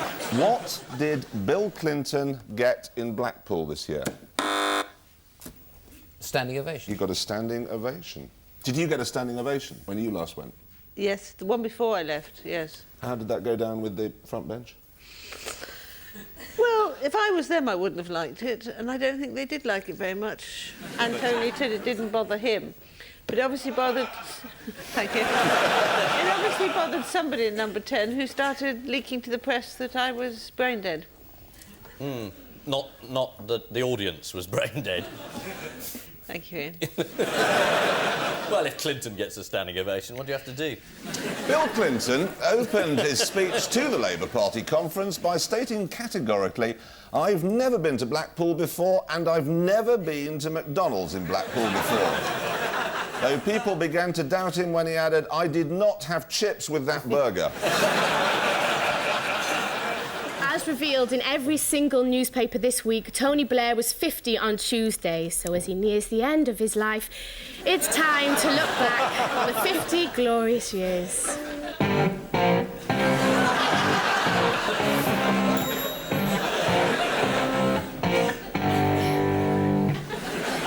Lucky that guitar's in the picture. So stand by for a tantalising test of Tony trivia. Fingers on the buzzers. What has Jacques Chirac given him for his birthday? Oh, wine. 6 bottles of wine. Yes, you're right. For an extra point... It's poisonous. Not quite. What did William Hague suggest would be a good present? Yes. The next election. Didn't you hear this? No, I missed it. It was a lie detector machine. Oh, very amusing. Yeah, I know. How very droll. The good thing about that story is that if Blair wants to drink it, under parliamentary rules, he has to pay up, which is about 900 quid. So Yes. essentially, Chirac sent him a fine. When he was told that William Hague had suggested giving him a lie detector as a present, Tony Blair replied, "That's very funny," setting it off immediately. Next question. During an interview with Tony Blair for Vanity Fair magazine last week... What? Alistair Campbell interrupted. That's not the question. Oh, really? Well, then I should Interrupted the be interviewer fined. saying... The interviewer was saying... We don't do what? We don't do God. Yeah.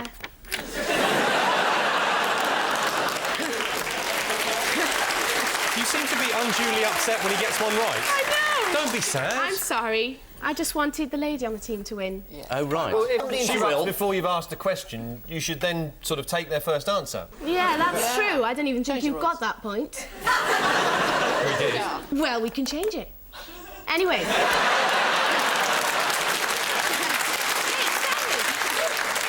Oh, it's just like remarking GCSEs, isn't it? Just whack it up a few grades. Are you doing A-levels? No, I wanted to just get on with my career. I really like to go to university or something, though. I really would like... Well, you don't have to have A-levels nowadays, do you? No. Because last time you were on Then the show, you'd done GCSEs. Yeah. Loads of people leave school and now at 16. Loads A and lot loads of them don't have people. international singing careers. I mean, did anybody do the national IQ test? No, but I got 4 A-levels. Did you really get 4 A-levels? Or have you included general studies? Of course I've included general studies. Pathetic. What is that pathetic? Just pathetic.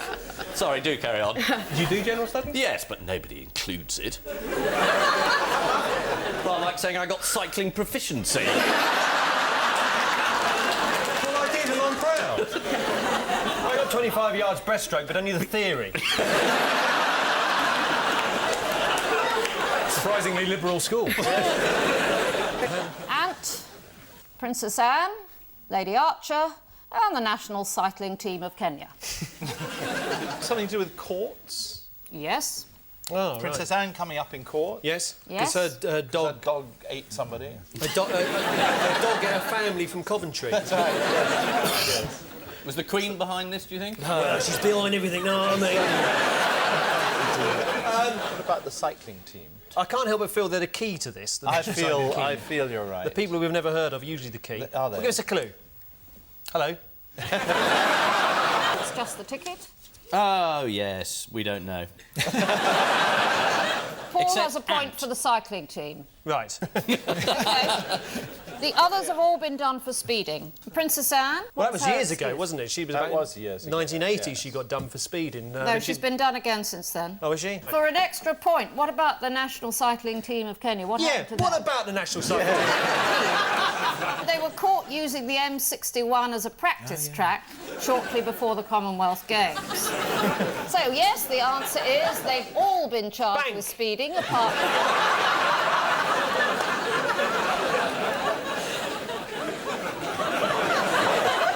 I've never understood that bit of the game. No, neither have I. I mean, I'm just saying it to see what happens. I'm glad you watched the game. I only watch it for the last 5 minutes because The Simpsons comes on immediately afterwards.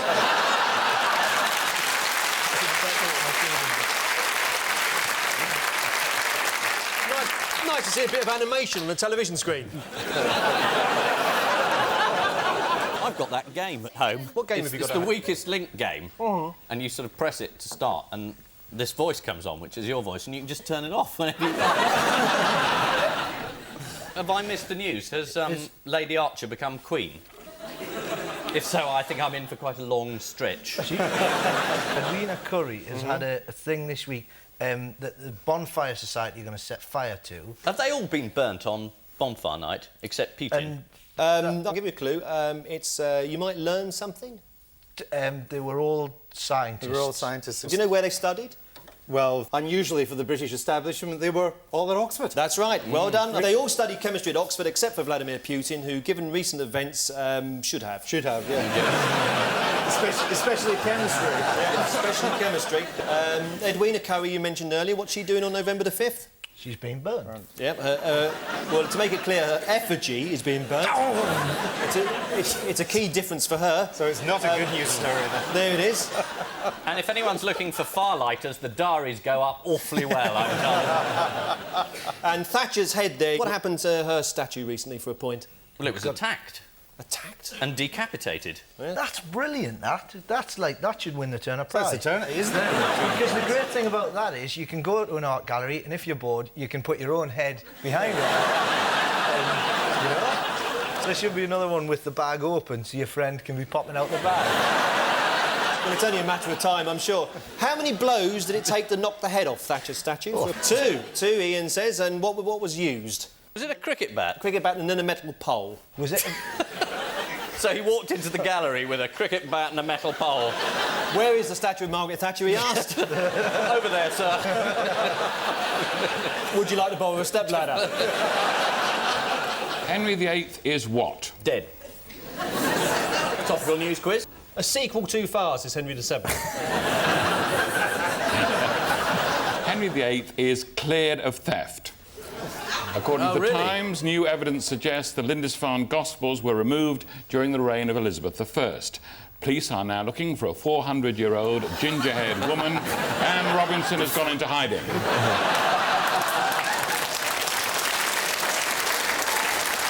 Call me what, says prisoner? Jeffrey. Call me I'm at home, says prisoner. What had secret talks with Mole? Ratty.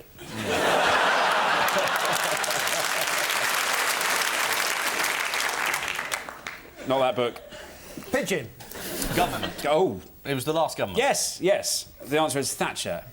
This is the further revelations about the identity of the IRA informer Steak Knife. This week, Freddie Scappaticci denied he was Steak Knife, claiming he was the much less threatening member of the IRA, codenamed Gravy Boat. Horses to have what by 2003? The vote, says Tony Blair. Mastered unicycling. It's a document you need when you go travelling. Passport. Oh, passport. Ian was the first in there. Passport. That is the correct They all look answer. the same. That'd be hopeless, wouldn't it? Well, it was going through. Getting the photograph done and they're going to the little boob's going to be a bit of a trouble. Stick your arse in. It doesn't matter. Giscard d'Estaing is now so grand, he thinks he's what? A piano. The answer is Louis XIV. Oh, yes, he does too. L'état, c'est moi. I don't want to go into another rant, but really. What does that mean? The state is me. That's basically his plan for the new European constitution. Mm-hmm. How do you feel about that?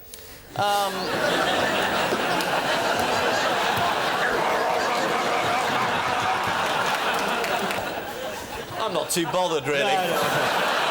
I'm the same. Wish I hadn't done that.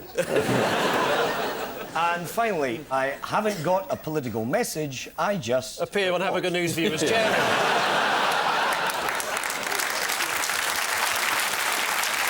Before we go, there's just time for a quick caption competition. Japanese men holding... Look at all the piss we got out of this fish. That was unnecessary. Somebody stunned this fish, it started eating me salad. There must be some mistake. I ordered Charlotte Church.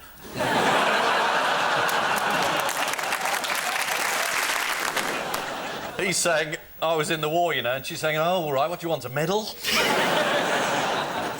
I know your face. Excuse me, love, you haven't seen a pony round here, have you? George Bush lives up to his name. Says seen here with his private detective.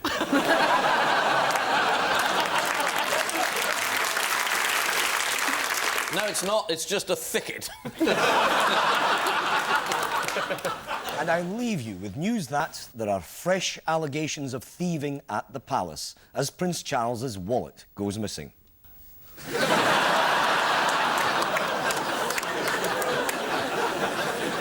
Britain's latest attempts to send a man into space is foiled at the last minute when John Prescott wakes up.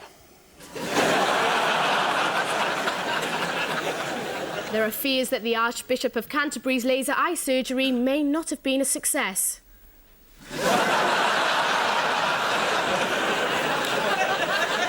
And 1 month after the war in Iraq, questions are asked about the level of security at the Chelsea Flower Show.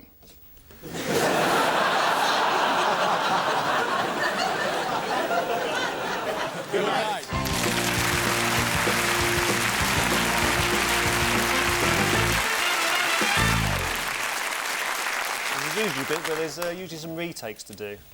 No. This is the... Next. Are you new at this? I am, yes. This is the discovery of... I'll do that again. Anybody who wants to get a train tonight, this might be tricky. This is... the discovery of Saddam Hussein. Come in. Come in. Come on. Ian will do this and I'll mime. You read it out and I'll mime. OK. This is the discovery of Saddam Hussein's email, which was hacked into by journalists on an American website.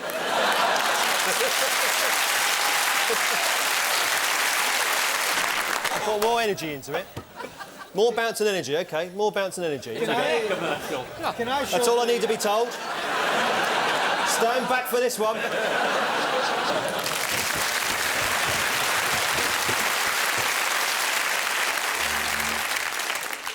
My hair's gone all over the place. God almighty.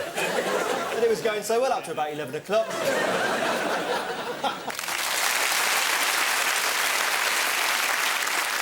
Time for the odd one out round. Ross and Andrew, yours are? Chemistry at Oxford. Yes, that's right. Oh, your hair looks different. It is different. Can I do that bit where I went again? Just with one air. And I'll do this pause. And lose that bit where I was really sexist and I'll clearly get letters. Hopefully from the lady. No, I'm joking. Hello, what happened then? Colin Will, year 4R, Sir Ranulph Twistleton Wickham Fines. That's easy for you to say. OK,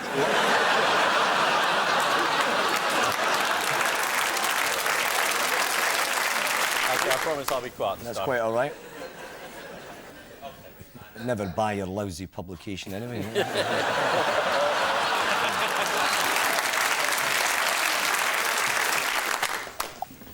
Still no news of Glenn Miller, then? Hopefully he's using his trombone to breathe through.